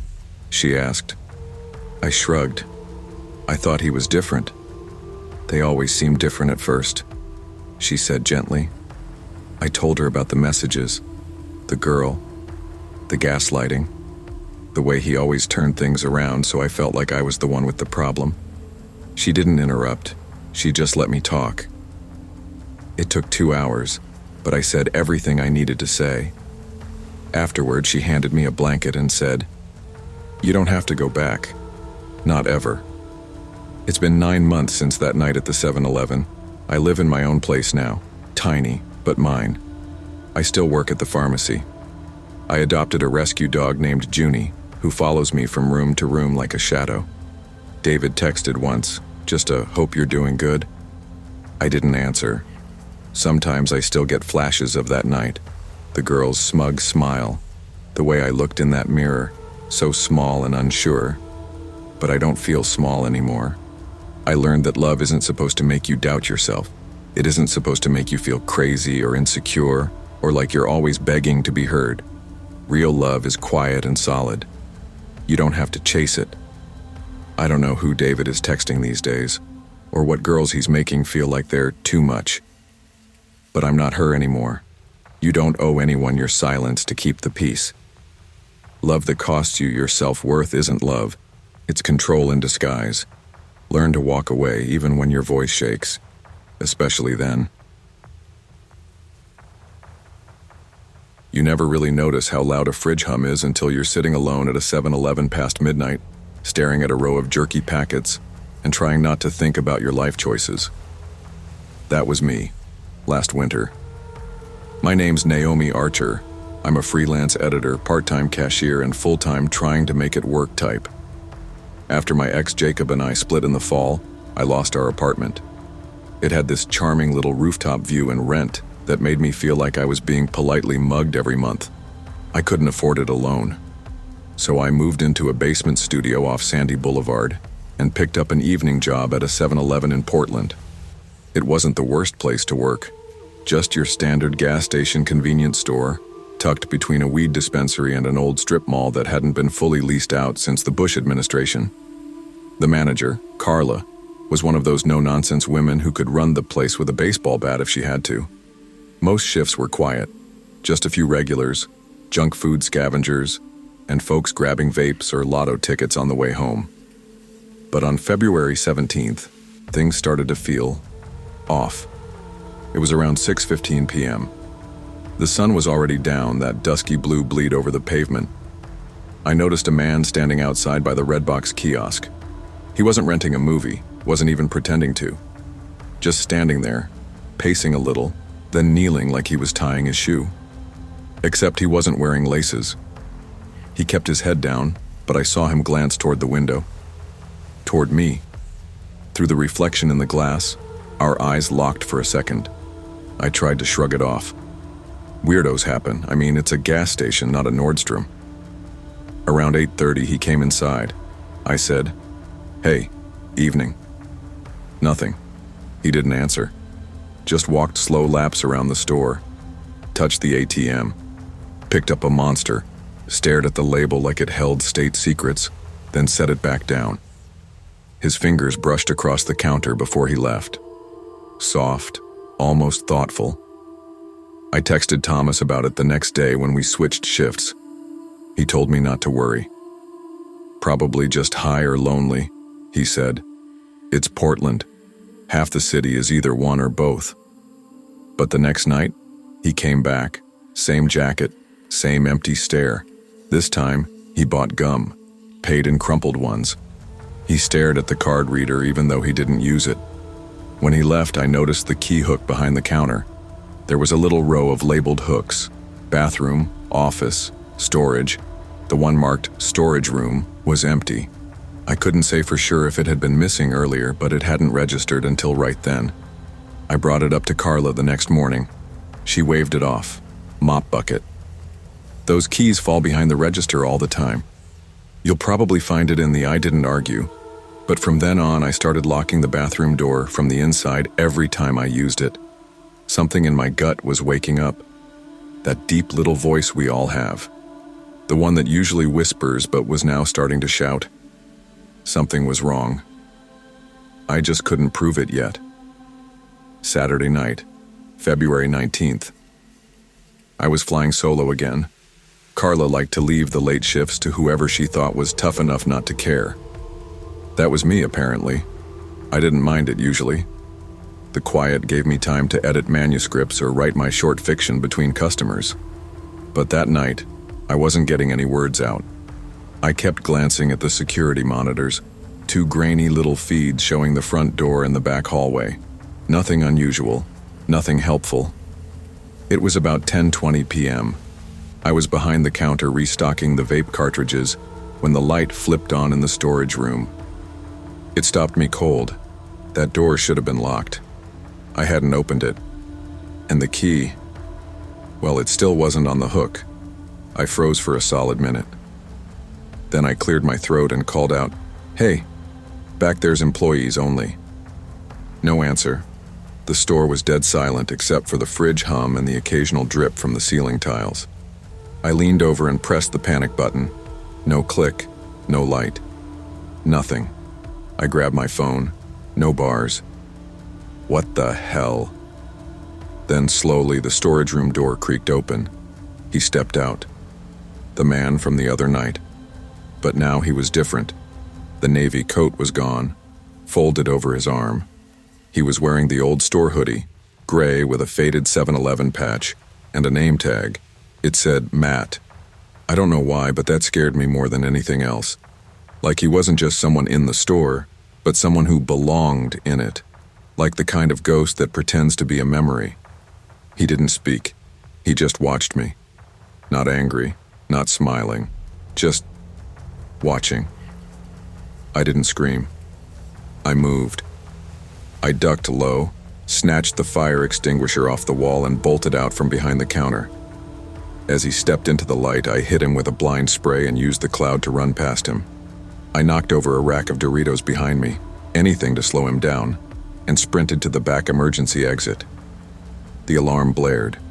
The night air hit me like a punch, cold and wet and loud with rain. I ran straight to the weed dispensary next door. The bud tender saw my face and didn't ask questions. He locked the door and called the cops. When they got there, the store was empty. No man, no coat, nothing. The key was still missing. The back door? Unlocked from the inside. The police did what they could. Dusted some prints, checked the security tape. That's when things got stranger. The footage showed me, at the counter, restocking. But when they rewound to the moment the man should have stepped out. Glitch. A looping frame. The same 3 seconds of empty hallway. Over and over. The officer said the file was probably corrupted. I didn't believe that. I never went back. Carla tried to get me to finish the week. Was probably just a break-in. "We'll get the lock replaced," she said. "Police think it." But I told her no.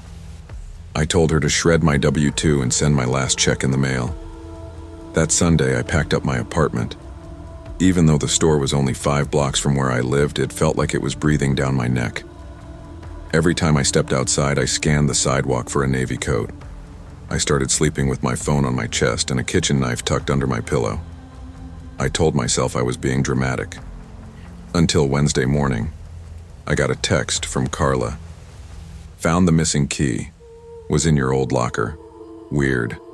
I didn't respond. I didn't even open the message for hours. It just sat there on my lock screen while I stared at the ceiling. I never kept that key.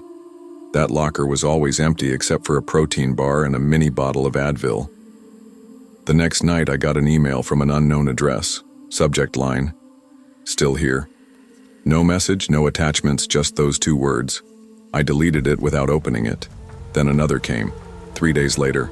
Same subject, same nothing. I called the police again. Officer Reyes remembered me. "Could be spam," he said. "We can do. We can open a report, but unless there's a threat, there's not much. I think it's the man who was in the store." "Do you have his name?" "No."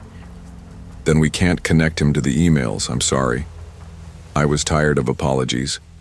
I left Portland by the end of March, moved down to Ashland. Smaller town, more artists, less shadows. I found a studio above a bakery, took a gig editing grant proposals for a nonprofit. I told no one I was leaving. The emails kept coming for a while. Once a week, then every other week. Same subject line. Always around midnight. Still here. There's something about those 2 words that can eat at you. They don't threaten, don't warn. They just linger. I stopped checking my inbox altogether. I changed my phone number, closed my old Gmail, even switched banks. For a while, it worked. Life started feeling normal again. I joined a writing group, made a few friends, started sleeping through the night. But sometimes, walking home late from a cafe or coming back from Trader Joe's, I still catch myself glancing over my shoulder, listening for footsteps, watching reflections in windows. Just in case. 6 months later, I saw him again. I was in Medford grabbing coffee before a client meeting. I was sitting by the window when a man crossed the street. Just a blur in a crowd. Navy coat. He didn't look at me. Didn't stop. But I saw it. The way he walked. The slight limp. The same shape. I didn't wait to see if he looked back. I stood, threw out my coffee, and left town. Again, I've learned to keep things packed. 2 duffels, a laptop, my passport. No address stays mine for too long. That's just life now. It's not about being scared. It's about listening when your gut whispers and acting before it has to scream. Sometimes the most dangerous people aren't the ones who jump out screaming, but the ones who watch, who study, who wait. When your instincts tell you something's wrong, believe them. Don't talk yourself out of it. Don't let others do it either. Your life might depend on it. The 4th of July used to be my favorite holiday when I was a kid. It meant backyard fireworks, burgers on the grill, and catching fireflies with my cousins until we couldn't keep our eyes open. That version of me feels like a ghost now. Last year on the 4th, I woke up in a hospital with blood on my knuckles and no memory of how I got there. My ex-wife, Lauren, had filed the final restraining order the next morning. That was the last day I saw my daughter, Abby. Since then, I've been clawing my way back from the edge. Rehab, court dates, a halfway house. I've been sober 312 days now, and the only thing keeping me on track is routine. I rent a studio behind a smoke shop in Mesa, Arizona. I work the overnight shift at a 7-Eleven off Southern Ave. I clean. I stock shelves. I make coffee for the bleary-eyed few who shuffle in at 2 a.m. to buy cigarettes and scratchers. Most nights it's quiet. I like quiet. That's why I noticed right away when something felt off. It started July 5th. I was already on edge from the fireworks. Loud bangs set off something in me. Not a memory exactly, just a surge of adrenaline I couldn't explain. The kind that makes your chest tight for no reason. Around 9:45 p.m., a man walked in. Tall guy, work boots covered in red dust, oil-stained mechanic uniform. His name patch read, Caleb. He had the kind of smile that was just a little too wide, like he'd practiced it. "Busy night?" he asked. "Not really," I replied, scanning a box of Gatorades behind the counter. "You here all night alone?" I hesitated. "Pretty much." "You guys keep a gun back there or anything?" That one made me pause. I forced a smile. "Just me and the panic button." He nodded slowly, bought a fountain drink, paid in cash, walked out without another word. I watched him get in his truck, old Ford, rusted bumper, fuzzy dice swinging from the mirror. I've dealt with weird customers before, meth heads, drunks, lonely guys with too much time and not enough therapy. But something about Caleb stayed in my chest, like smoke that wouldn't clear. Half an hour later, I heard the coffee pot bubbling. I hadn't touched it. When I walked over, a pack of gum was gone from the counter. No bell, no door chime. I checked the back door. Still locked. I was sure I'd locked it, I always do. But I checked it again anyway, then circled the store like I was looking for a mouse in a maze. There was nothing. Just me. And the gnawing feeling that I wasn't really alone. Around 11:20 p.m., I went to mop up a spill near the slushy machine and saw it. A dirty boot print on the supply closet door. Smudged. Oil-soaked. Same pattern as the boots Caleb had been wearing. I didn't even hear the door open. I turned on every light in the store, walked every aisle twice, checked the cooler. Nothing. The place was still. I texted my manager, Rita. "Someone's messing around, just a heads up." She didn't reply. Not unusual. Rita kept her phone off half the time and smoked cloves behind the dumpster during breaks like the store was a burden she tolerated. I tried to settle back into my routine, but I couldn't stop checking over my shoulder. The clock crawled. The AC buzzed. Every little beep from the microwave felt like a scream. Then at 1:35 a.m., the bell rang. A girl walked in, maybe 17, blue hoodie, torn leggings, eyes like she hadn't slept in days. I straightened up. "You okay?" She didn't answer. Just walked up to the counter and whispered, "Is there somewhere to hide?" I was about to ask more when Caleb's truck pulled into the lot.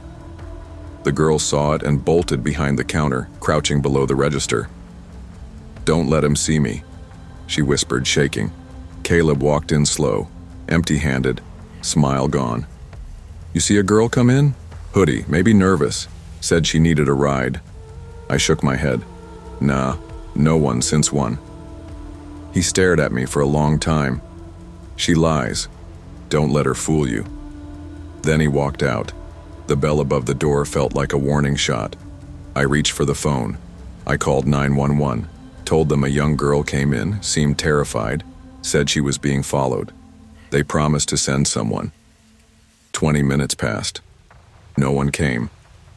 The girl sat behind the counter, knees to her chest. I offered her a bottle of water, which she took without speaking.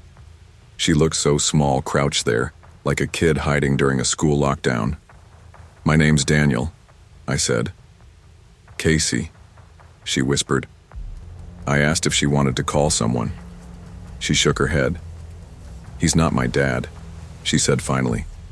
"He tells people that, but he's not.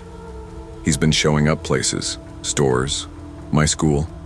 My mom thought he was just some handyman." She paused, looked around like she didn't trust the walls. One night I woke up. He was standing over me. Said I owed him something. I sat back.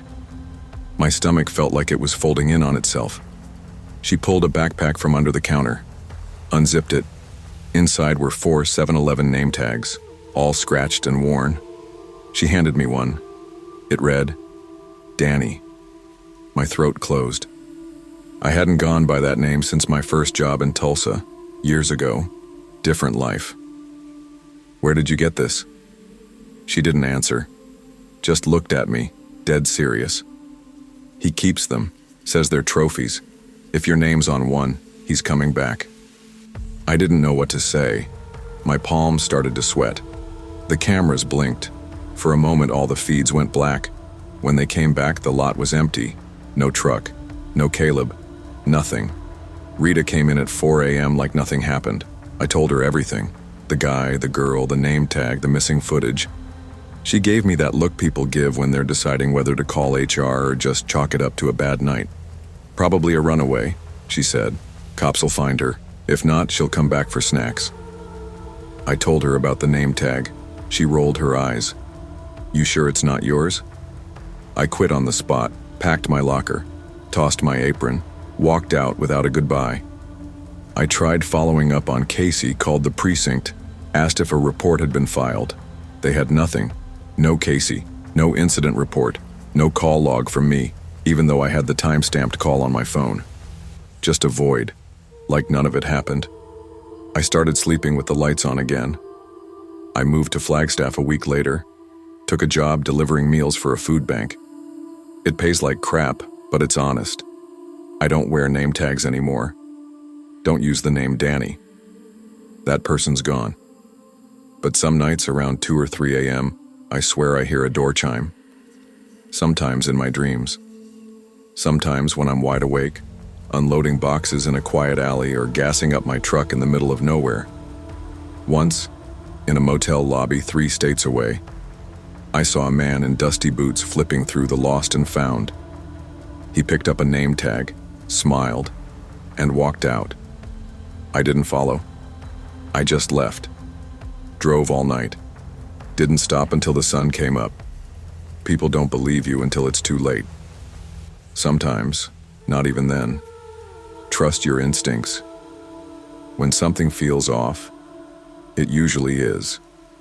It doesn't matter how calm someone seems or how polite they are. Monsters don't always hide in shadows. Sometimes they walk in wearing a name patch and ask for a fountain drink. I didn't tell anyone I was leaving Seattle. No texts, no calls, no tearful airport goodbye. I just got in my rusted '04 Nissan with the bad alignment and a back seat full of thrift store luggage, and I drove until my lungs stopped feeling tight. I made it to Raleigh on a Tuesday night with a dead phone and $73 to my name. By Thursday, I had a room rented over a pawn shop on Lakewood Drive and a job at a 7-Eleven a block down. The owner didn't ask for much, just that I show up, don't steal, and don't fall asleep behind the register. I told him I didn't sleep much anyway. That wasn't a lie. The night shift became a kind of refuge. Quiet, predictable. The store hummed with broken fluorescents and the floor tiles smelled like cheap bleach and frozen burritos. It was nothing. And I needed nothing. I liked that nobody knew me here. I liked that people didn't ask questions. Most of all, I liked that for 8 hours a night I had a counter between me and the world. Most customers were harmless. Drunk college kids, delivery drivers with Bluetooth headsets glued to their ears, and the occasional lonely soul who wanted to talk about conspiracy theories over a cup of burnt coffee. Then he started showing up. I noticed him the first time because he didn't do anything strange. No eye contact, no awkward questions, just grabbed a bottle of iced tea and a pack of sunflower seeds, paid in cash, and left. He wore a gray hoodie, jeans, and a faded red baseball cap. Normal, forgettable. But then he came the next night. Same time, same items, same silence. On the third night, he finally looked up.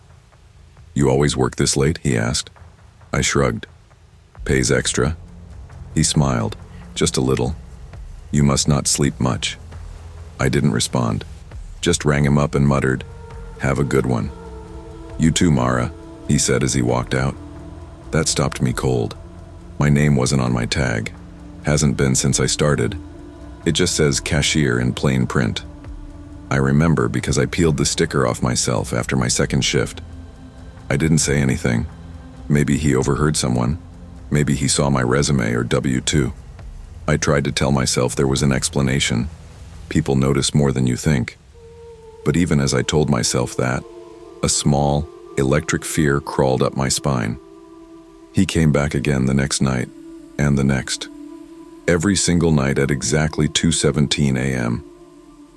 I started noticing the patterns. Always the same entrance. Slow, like he was waiting for something.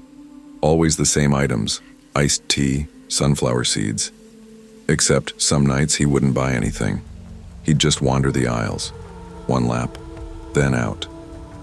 I tried to be polite. I tried not to let my voice shake. I learned that if I didn't ask questions, he didn't offer answers.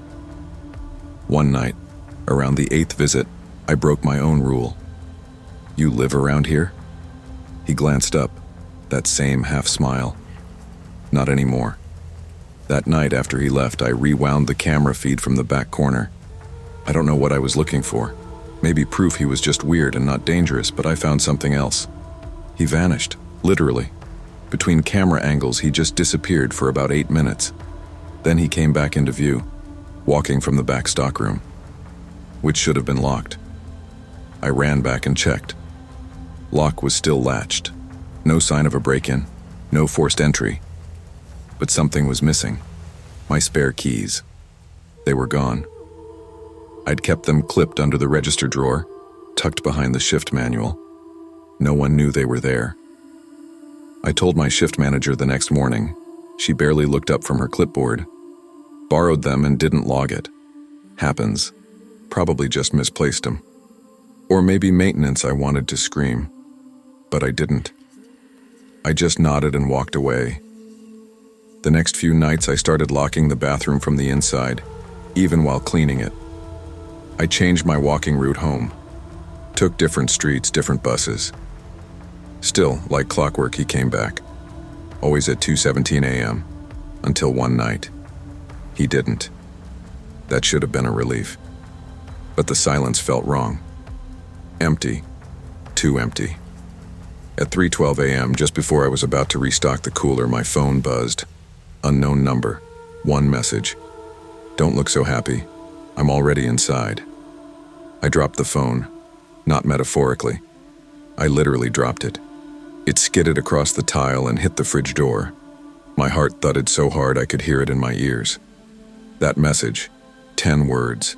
10 ice-cold words that landed like a whisper against my spine. I forced myself to breathe. Looked up. Nothing out of place. The store was empty. But it didn't feel empty. I locked the stockroom first. Deadbolt turned, handle jammed. Then I checked the back door, still secure. Nothing broken, no alarm triggered. Everything looked the same. But it didn't feel the same. Something was off. I stood behind the register, trying not to panic. I picked up my phone, hand shaking, and hit 911. No signal. Not low signal. Not 1 bar. No service.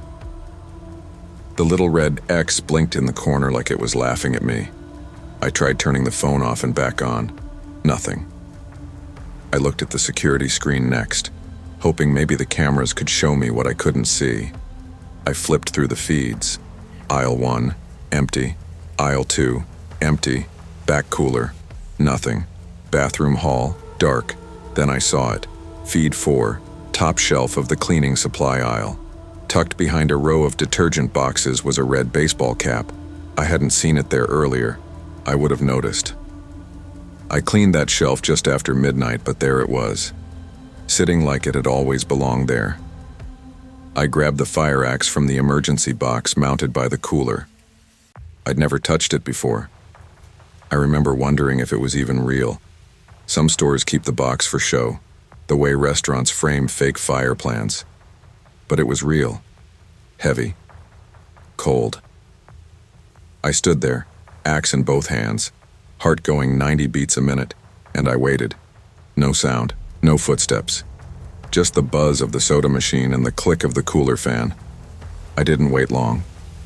The vent above aisle 3 made a soft clink, just once, like metal shifting against metal, like something being unscrewed. I didn't think. I ran, straight for the emergency exit. Alarm blared the second I shoved the door open. I didn't care.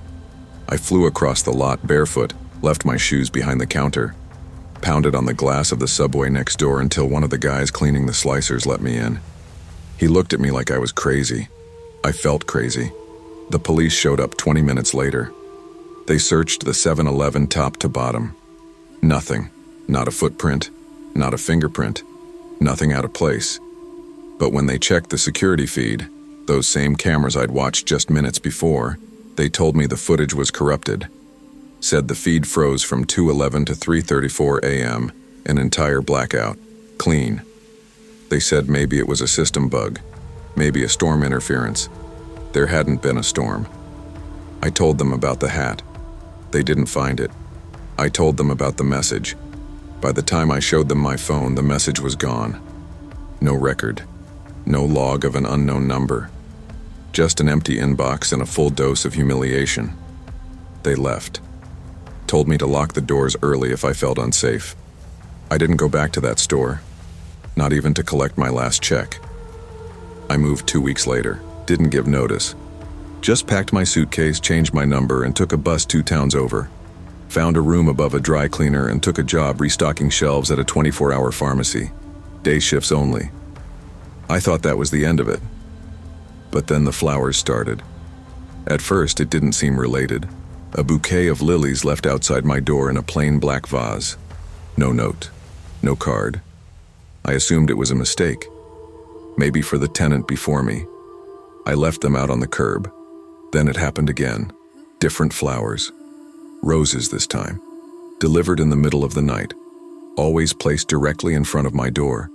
No footsteps in the hall, no camera footage. Just there. I found out later that 3 other women working night shifts at nearby 7-Elevens got the same deliveries. One of them had her apartment broken into. Nothing stolen, just her spare keys missing. Another was found unconscious in her hallway. No signs of struggle, but her phone was flushed down the toilet. None of us got answers. The police reports went nowhere. Surveillance cameras were always either disabled, corrupted, or under maintenance at the time of the incidents. We weren't believed. One manager told a reporter we were just spreading rumors. But we knew. Whatever he was still watching. I started using a burner phone, one that I keep off unless I need it. I changed my name on every online account, moved again, didn't leave a forwarding address, and still, some nights, at exactly 2:17 a.m., the doorbell rings once. Just once. When I check the peephole, nothing. No one on the stairs. No shadows in the hall. But always, a bottle of iced tea sitting on the doormat. Same brand. Same condensation beating down the side. Unopened. Waiting. I don't touch it.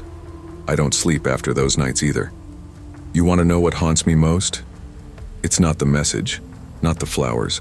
Not even the red cap behind the detergent boxes. It's the way he said my name that first time. So casually. Like he'd always known it. Like he was just waiting for me to remember his face. I don't leave the iced tea there anymore. The first few times I just stared at it through the peephole until sunrise. Then I started kicking it down the stairs, hard, sending it bouncing off the walls into the street. I once left it sitting on the steps to see if anyone came back for it. They never did. It's always fresh. Always cold, like someone places it just minutes before I wake up, or just before the bell rings. I don't have a doorbell, that's the worst part. My building doesn't have one. It's an old place converted from a row house into split rentals. The buzzer panel's broken, and the mail slots jammed shut. But at 2:17 a.m., the chime always comes. Clear, metallic, unmistakable. Like an old school bell or the one above the 7-Eleven door. That sound is inside me now. etched into my nerves. I hear it sometimes in my dreams. Not loud, not even alarming. Just there, like a presence watching from the end of a long hallway. I keep moving. I don't stay anywhere more than 6 months now. I work cash jobs when I can get them. Nothing with name tags. Nothing overnight. I live quiet.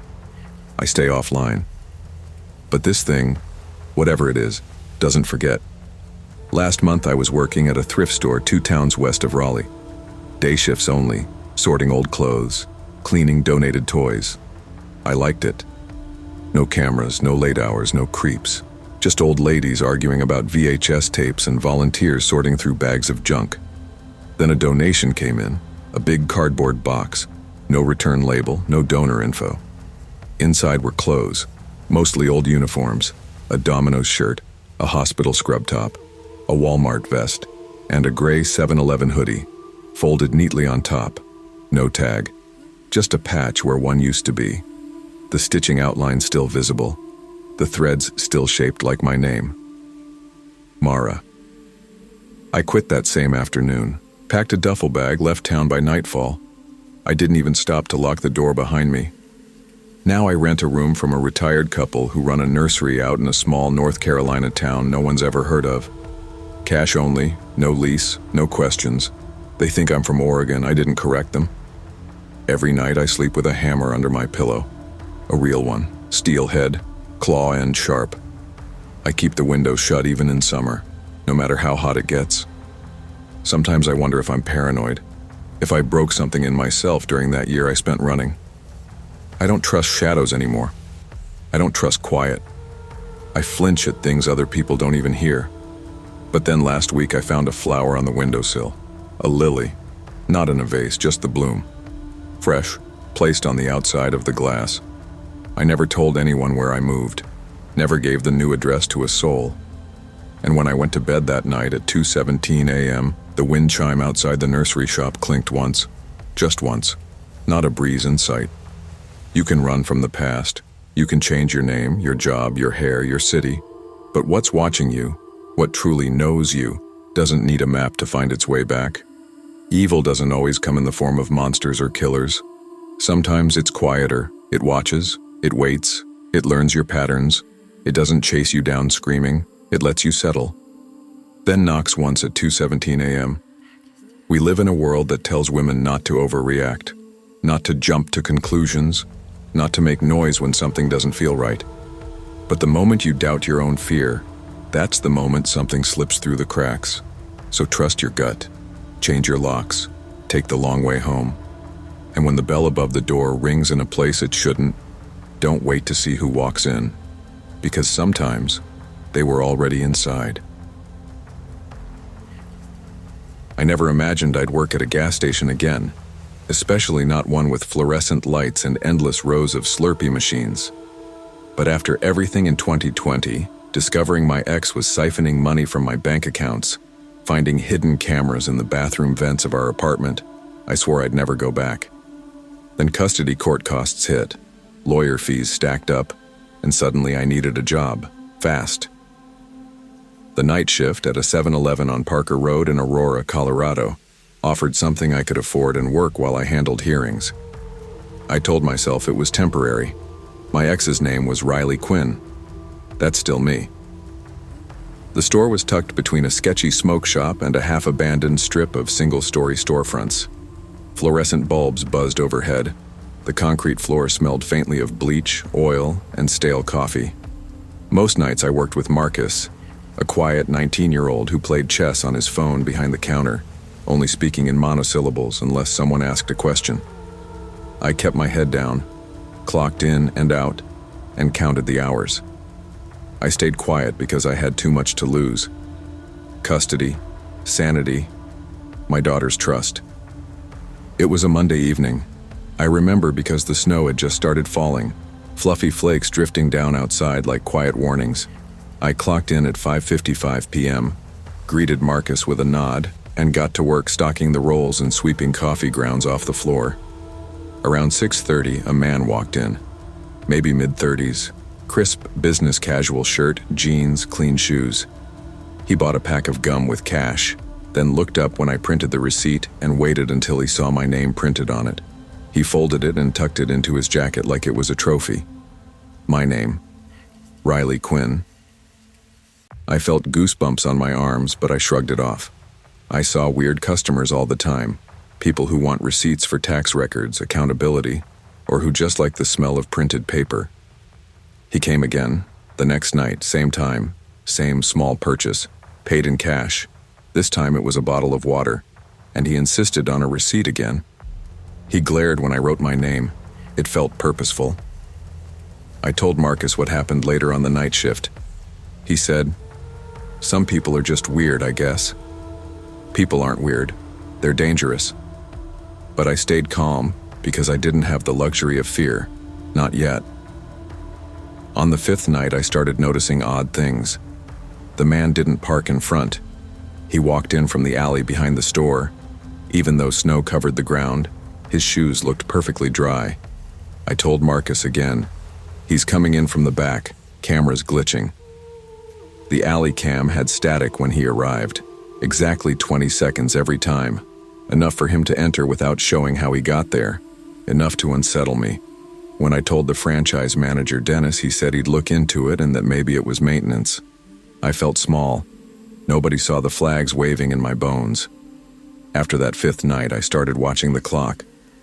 The man came between 6:10 and 6:15 p.m., always paying cash, always asking for a receipt.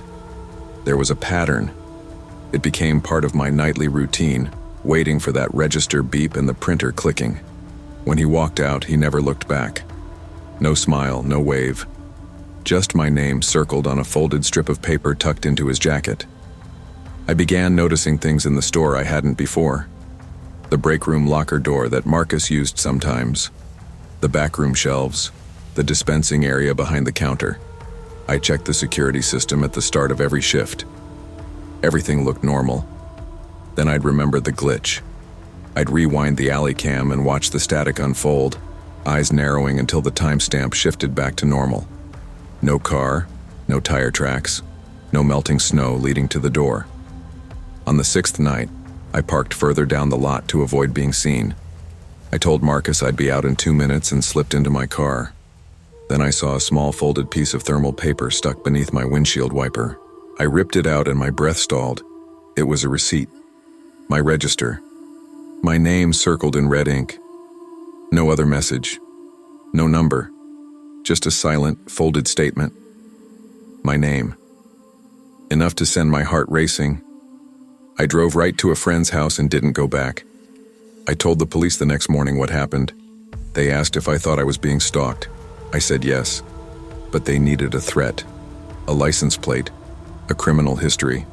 I had none of that. Just receipts, just weird. They filed a report, but I didn't feel safer.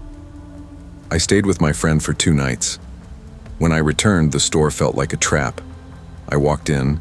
My aprons were folded in the locker. My shifts were logged. Everything looked normal.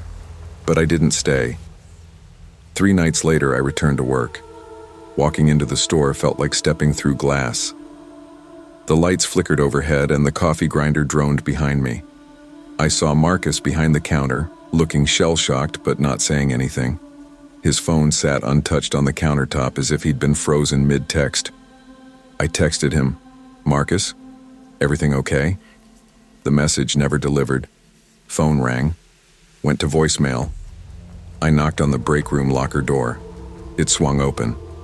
Instead of his apron or lunchbox, it was stuffed with hundreds of receipts, each printed with my name. Different timestamps, some from shifts I wasn't working, some at times the register wasn't even active. And at the bottom, scribbled in shaky all caps, one name, one shift, one witness. Every paper felt like a beating heartbeat in my palm. The receipts smelled like fresh thermal ink and dread. I backed away, dropped them into my locker, and called 911 again. This time I demanded it was stalking. An officer came out. They took photos, bagged the receipts as evidence, interviewed me into dawn. But Marcus, he was gone. His phone pinged last near an abandoned laundromat a mile from the store. His sneakers found, size 10, muddy, by a drainage pipe. He'd vanished. I stayed at the station as long as I could before calling my friend to pick me up. I signed out for the night, left behind my apron and my locker key. I quit that same evening, grabbed coffee on my way out of Aurora, but didn't stop. Headed north to Utah, to somewhere I could breathe again. I told no one where I went. I changed my phone number, haven't checked social media in months. Starting over in Utah meant doing things on my terms. I rented a small room above a laundromat next to a diner, cash only, no lease. I took a part-time job shelving books at a community library. Quiet, safe, no name tags, no receipts, no strangers paying cash and staring at the ink. I told myself I was out, that I was free, until the first delivery arrived. A plain white envelope slid under my apartment door. Inside, a 7-Eleven receipt, my name printed, date, a day I was outside town. Time, 8:43 p.m., nothing else, no code, no note. My pulse thundered. I told myself maybe it was a mail mix-up, then 3 more came. Each left silently at night. When I picked them up, the thermal paper crackled in my hand. Same store, same printed name. I researched online. Found 3 other former 7-Eleven night shift women working in nearby states. All reported deliveries of anonymous flower bouquets or receipts. One had her apartment broken into with nothing taken but her spare keys missing. Another was found unconscious in her parking lot. No phone, no wallet, no memory. All camera systems were mysteriously disabled that night. No resolution. I tried going to police here. They filed new reports, matched details to Aurora, but without physical threat or identity, they said they were limited. I stayed on edge. I started sleeping with my phone in my hand even when it was off. I kept the library job but only worked early mornings. I stopped socializing. I changed my routines completely. Now months later, I still leave carefully. I rent through a friend of a friend. I pay cash. I don't register anything in my name. I still receive receipts. Not every night. Not same store. Different times. Different brands. But always a store receipt. Always my name printed. Always blank beyond that. Each one is a reminder. You served me well. I carry a small notebook where I log them. I keep them in envelopes labeled by date. I scan them with my phone, archive them in cloud drives. I'm the one who has to keep creating evidence if anything happens. I keep pacing through town, watching my back, letting the wind whisper without trusting its breeze. I don't say his name. I don't know it. Maybe the man in business casual bought gum as a ritual. Maybe Marcus encountered him again. Maybe the receipts weren't meant for me, but someone else took over. I don't know. I can't prove it. The receipt printer at that store still works. I know, because I pulled inventory with Dennis's assistant once. He had me check the printer paper. I saw the exact model, but no one can confirm what prints after hours. I sometimes go days without fear, and then I get a receipt slipped under the door at 2:43 a.m., and my breath stops. And I realize he's still collecting.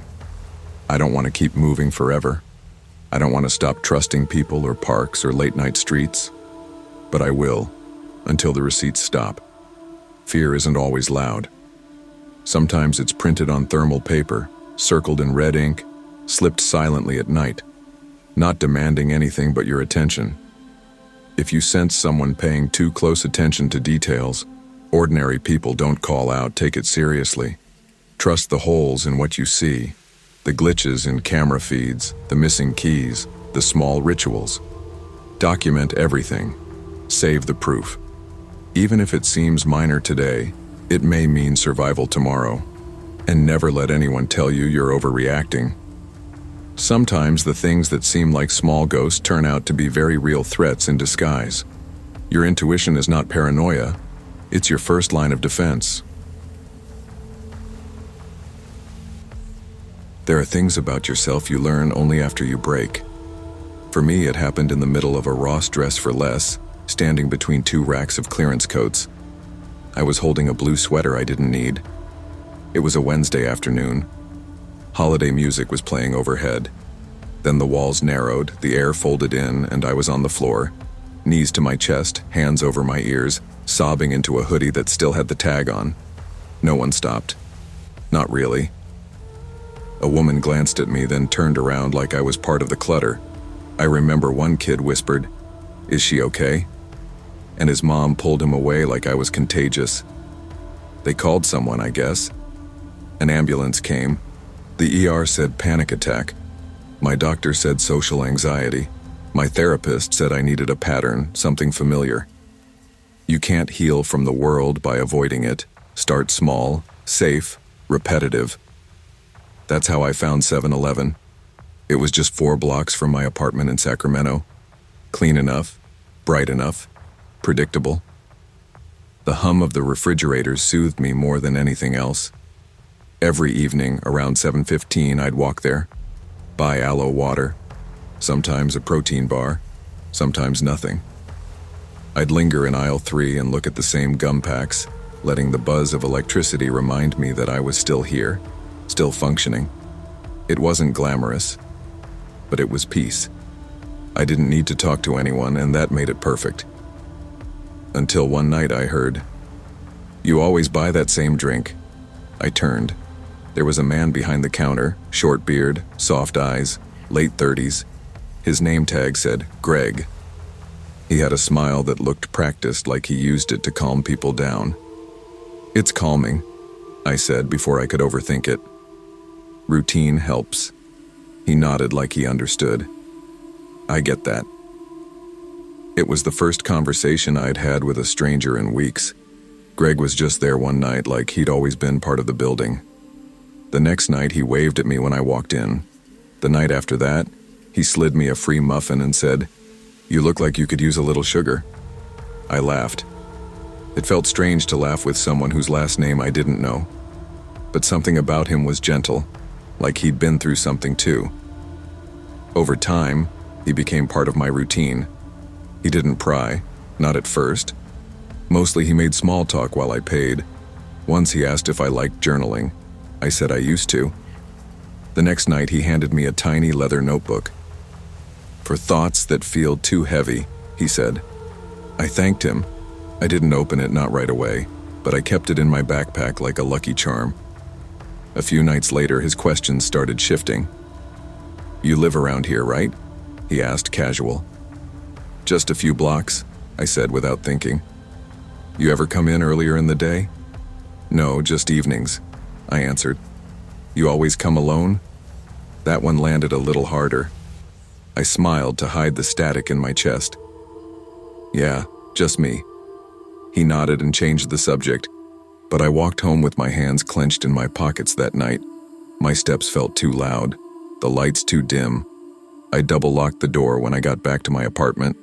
I told myself I was being paranoid, that Greg was just a nice guy with no filter.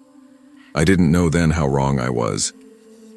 The next evening I went to the store like always, but Greg wasn't there.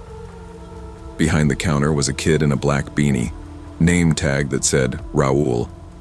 Probably 20. He looked new. I felt a weird kind of disappointment. I didn't realize until then how much I had built Greg into my ritual. I bought my aloe water and stood awkwardly at the counter. I finally asked, "Hey, where's Greg?" Raul blinked. "Who?" "Greg," I said. "The guy who usually works at night. Beard, polite, kinda quiet." Raul stared at me for a second too long. "Greg doesn't work here." I almost laughed. "What do you mean?" "He was here like every night this week." He shook his head. "He used to. He got fired a few months ago, like way back. He wouldn't leave. Just kept showing up, standing behind the counter. Took his name tag when they let him go. Management had to change the lock code." My mouth went dry, but he served me, took my card, talked to me. Raul frowned. He shouldn't have had register access. No one's seen him since December. I left without saying anything else. My knees felt weak as I walked home. I went straight to the backpack where I kept the notebook. I opened it for the first time. Inside, page after page, 28 in total, were handwritten notes. Lena, 7:14 p.m., blue hoodie. Looked sad.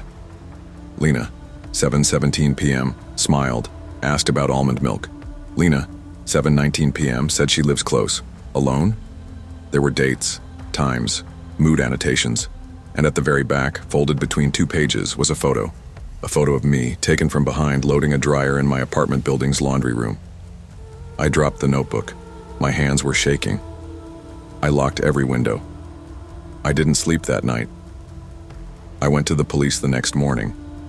I handed over the notebook, showed them the picture, told them about Greg, if that was even his real name. They filed a report, took photos, said they'd look into it. That was it. He didn't threaten you, the officer said, almost apologetic. Prosecute unless it escalates. This kind of thing's hard to. I felt my insides cave. How much worse does it need to get? They said they'd patrol the area. No promises. I didn't go to 7-Eleven that night, or the night after. But on the third night I gave in. I needed something familiar. I needed to feel like the world hadn't shifted entirely off its axis. I walked in, hood up, heart racing. The store looked the same, maybe too much the same. My aloe water was already on the counter. I froze. No one was behind the register. No one else was in the store. I turned in a slow circle, dread rising like floodwater in my chest. Then I looked at the scratch ticket machine. Its screen, normally showing jackpots, was dark, except for one line typed in bold white letters. Routine helps. See you soon. I don't go out after dark now, not alone, not even for water. I moved apartments 3 weeks later. I didn't tell the landlord why, just said I needed to be closer to the train line. That was a lie. I needed to feel like I could disappear if I had to. I haven't heard from Greg, or whatever his real name is, but sometimes I find little signs that he might still be nearby. A receipt for aloe water folded and placed under my doormat. The same notebook, blank, left in my mailbox, even though it's locked. A message scribbled in chalk near the alley behind my new building. Some routines are hard to break. I still see a therapist. I'm on meds now. I journal, but never in anything someone else gave me. The scariest thing isn't the stalking or the messages or even the photo. It's how easy it was for me to mistake attention for kindness. Because when you're lonely, when you're scared, when you've forgotten how to breathe in public, someone simply noticing you can feel like safety. But not all attention is love. Not all kindness is harmless. Some people don't want to know you. They want to keep you. Predators don't always come with fangs or fists. Sometimes they wear name tags and hand you notebooks and ask how your day's going. Trust isn't built in routine. It's built in boundaries. Pay attention to the questions people ask and why they ask them. And when something feels off, it is. You don't need to wait for proof to protect yourself. Because no matter how familiar the aisle, if you're being watched, it's not a routine, it's a setup.